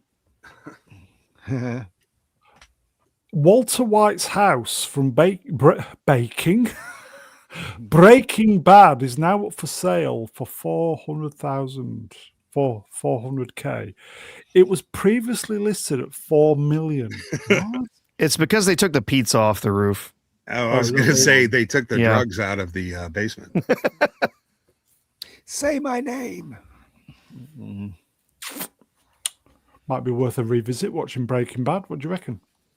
First season was slow. Second season was okay. That's third season. That's when it kicked off, in my opinion, when I was watching it. Yeah. Okay, let's see what's next. We'll blast through these. No. In fact, we can't, can we really? Wayfarer, sorry, mate. We're going to be a little bit late. Sorry, pal. Is this New- guy gay, by the way? Don't know. New Disney CEO Josh Let's look him up. See if he's gay. Dano. Josh tomorrow. The previous contributions to There Was include leading the development of Galaxy's Edge at Disneyland and Disney World, overseeing the Galactic Star Cruiser Hotel, championing new technologies, including the retractable, realistic lightsaber. This is not an entirely fair assessment. Kathleen Kennedy pretty much had the final word over anything Star Wars, and Damaro was in charge of the entire parks division. But he couldn't say, we're going to use OG trilogy people. No, that was Kathleen Kennedy's call. So this is a little bit disingenuous here. Okay. Yeah, and this retractable lightsaber, incredibly fragile. Yeah. You can wave it around in the air. That's it. Yeah, and that's why the hilts are so big. I'm convinced that's why they turned them into big old vibrators for the Acolyte, Okay. because they want to get people used to it. There's Yeah, people let's- out there making third-party ones of these that are way better. Yeah, Mm-hmm. I'm sure there are. Okay, there's a couple of side steps with this then, and then we'll do the in the bin. Okay, so Josh Damaro Tomorrow, yes. is Oh, he- aligned. He's gay. He's gay. He's got amazing He's got a teeth. wife and kids, though, I think. He's not Yeah, but openly he's gay. gay.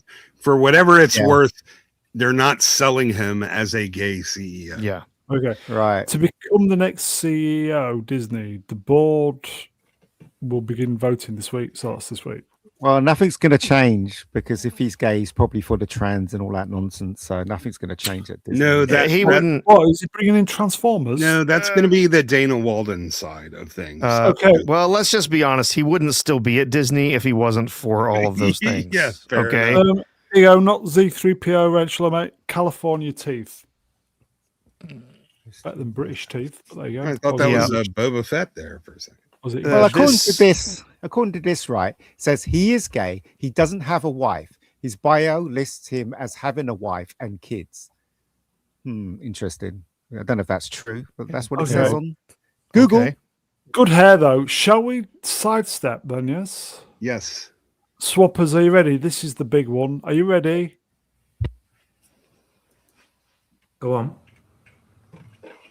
Dana Walden has officially been named president and what CCO of Disney? Chief Creative Officer. Yes.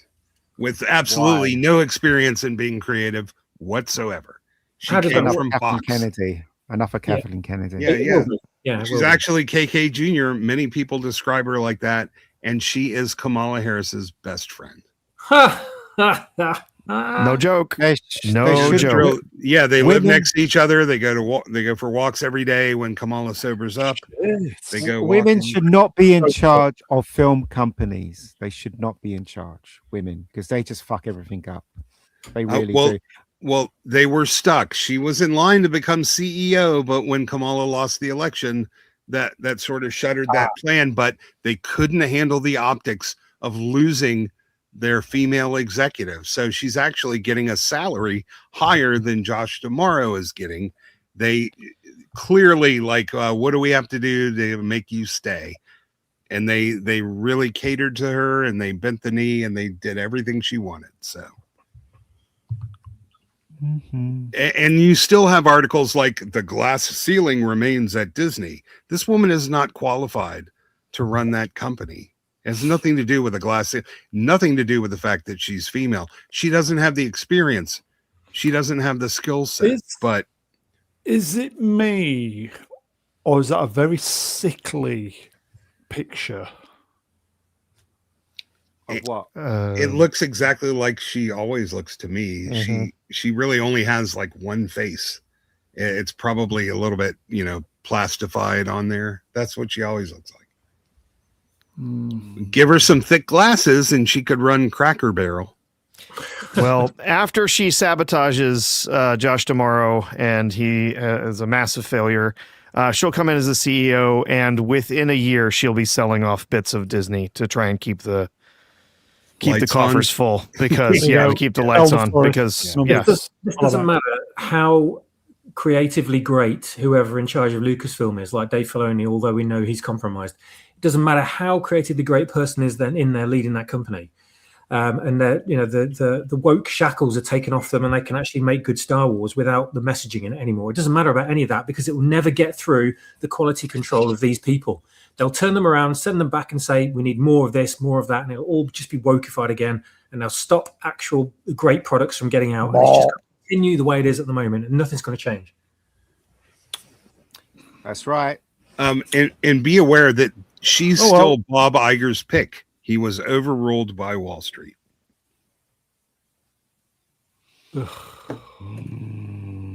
Because they're getting a little tired of losing money. The Disney stock's been flat for 15 years.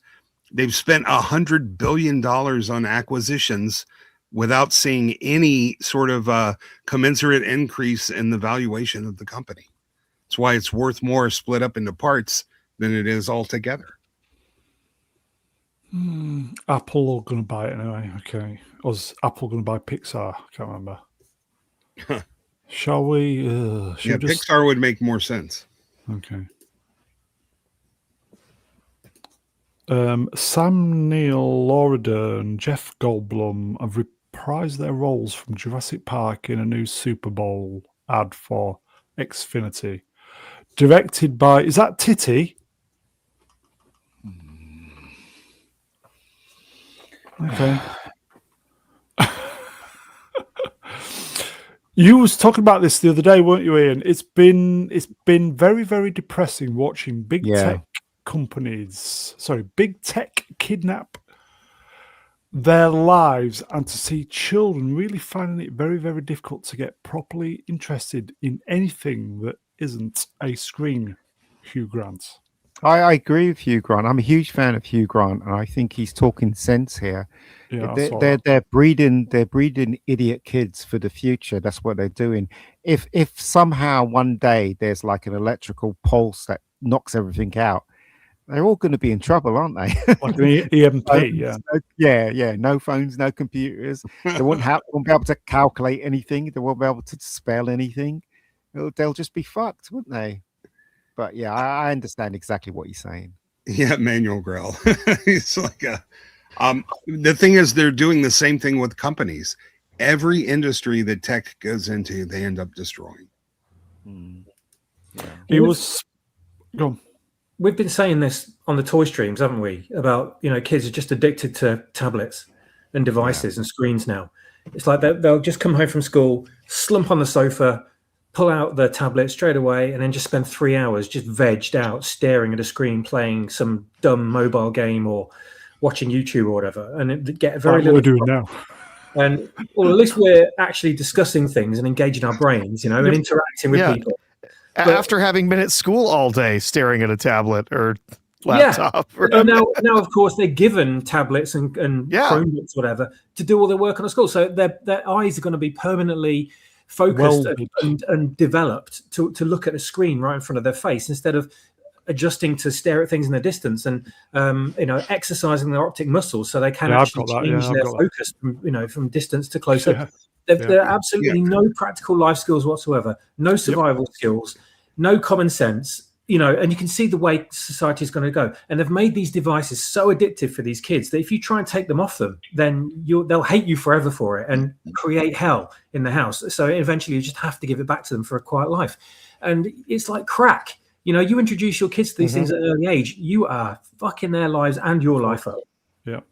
Yeah, I always said the cell phone was the best thing to ever happen to muggers, because you have entire populations walking around with zero situational awareness. He was specifically saying that he's got kids in this really posh school, and they were all given tablets, new Chromebooks. Yeah, Chromebooks.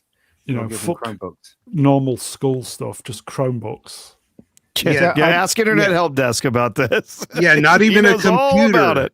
Yeah, not even a computer, a Google product specifically. Yeah. Also, they were saying that yes. Very good. with people in university and stuff like that, they can't tell whether they've written an original piece or they've gone to Chat GPT and got Chat GPT to write it. Oh yeah, no, it's next to impossible. It's hard to figure that out as well. So what I don't understand how could somebody pass whatever thing they're going to pass if they don't know if they don't know it's an original work from their brain. So I don't know. It's hard, isn't it? Feel sorry for the teachers, man. Anyway, should we move on? Yeah, I wish we could. yeah. Ricky Gervais, they're still not listening. Of course they're not. Of course not. I was going to do the Billie Eilish thing, but I thought that. Yes.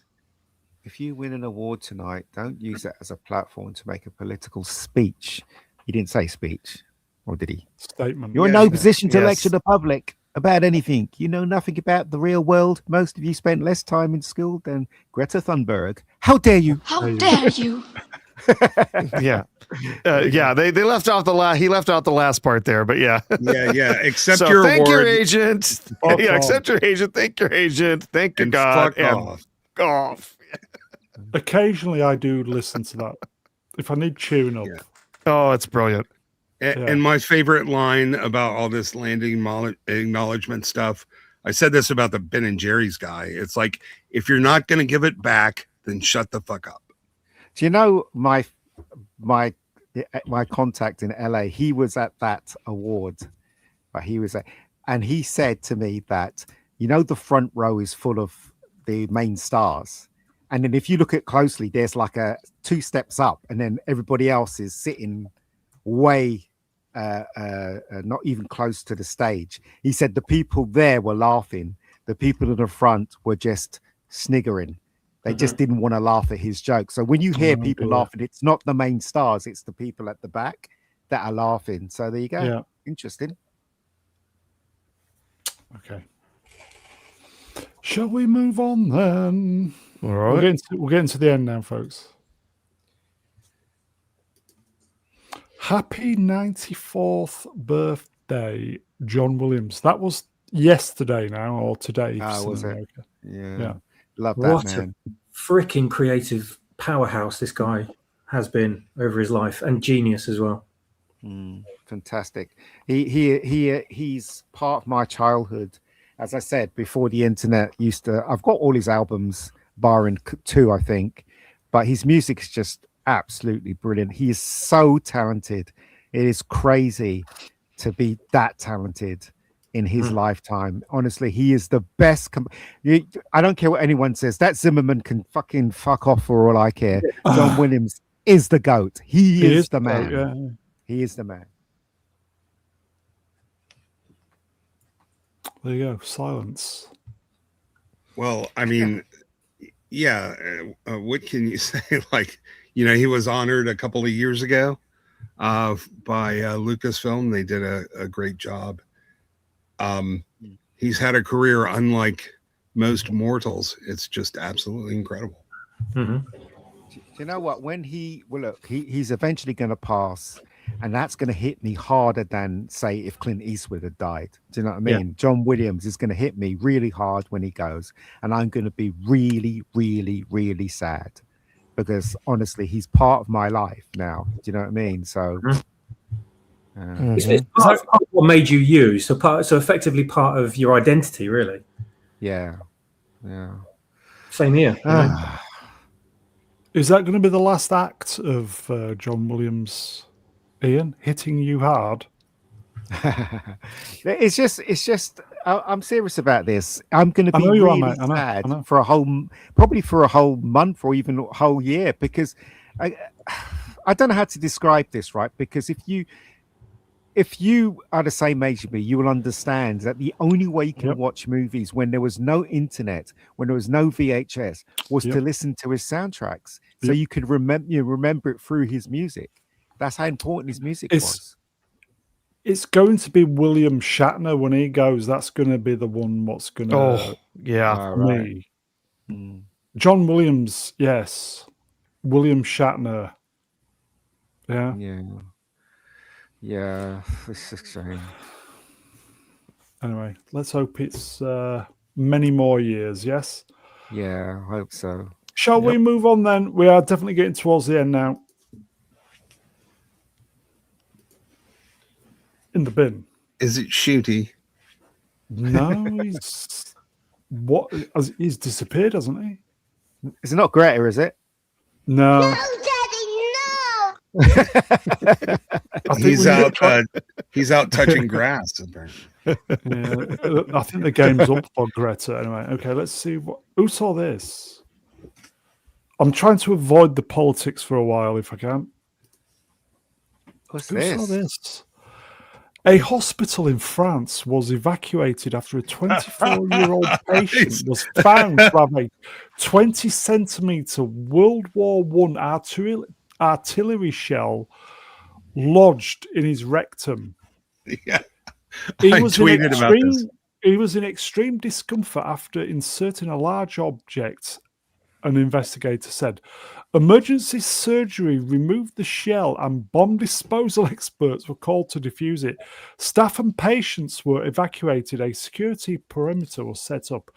And the 1918 shell, about 20 centimeters long and 3 centimeters in diameter, was later declared safe. Why did he do it though? The same reason people put gerbils up there, buddy. These things just turn up everywhere, don't they? Yeah. It's That's weird. ask any nurse. She'll tell you some fantastic stories. Oh yeah, They'll tell you some fantastic stories of things that here people you go. have lodged in their Push for orifices. Why is Bomb, no one yet has asked if there's any bumming in it. bomb disposal experts. Bum disposal, yeah. Very good. Wow. Okay.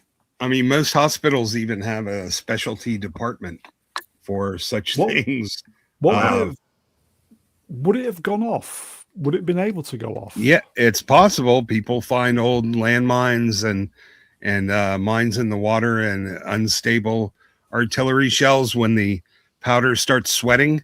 Yes, Oh, they no. are perfectly capable. Oh, That's why they had to call the bomb disposal unit. I'm pretty sure they evacuated the rest of the hospital. That I can only assume he was out with his metal detector in a field somewhere and accidentally fell over with his trousers down and just, That's the story anyway. yeah. Would it have been rusty as well? So Oh, what? Anyway, let's move on then. Ooh. And finally, this is for the Brits, everybody. This is for the Brits, everybody. John Virgo. Everyone at World Snooker Tour is deeply saddened to learn of the passing of legendary snooker player and broadcaster John Virgo, aged 79. Our thoughts are with his family and loved ones. Rest in peace, JV.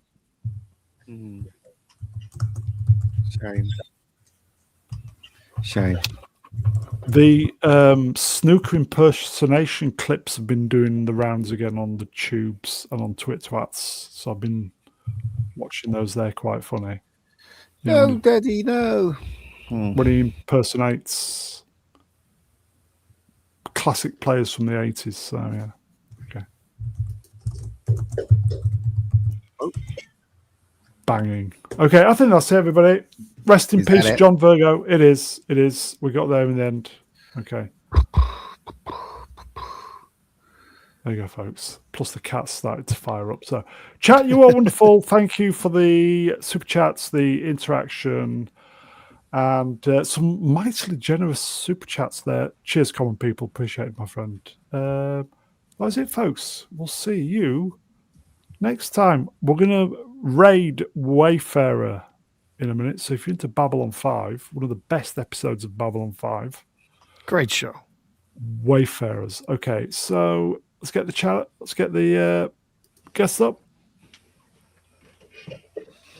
Mr. Phobos, cheers, my friend. Cheers. No worries. Thank you, chat. Always fun. Professor R2. Cheers, buddy. Yeah, cheers. Great to see all of you here. Great to see everyone out in the chat and this wonderful panel this evening. So, yeah, everyone, have a great week. Cheers, swappers. Thank you very much. It was a pleasure. Thanks to the panel. You're always brilliant. And the chat, you're legendary. Look forward to Wednesday, whatever we're up to. Another year on the calendar, I think. I think so, yeah. And last but by no means least, the Mega Geek, Ian David Diaz. Cheers, pal. Yeah, no worries. I think that's it, everybody. Let's get the graphics up. Beast up tomorrow, probably. Don't know, not heard anything. So, Trev Tuesday, we're back Wednesday. We're going to Wayfarers. If we don't see you during the week, you know the drill, folks. Have a great week, everybody. We will see you next time. Bye. Good night.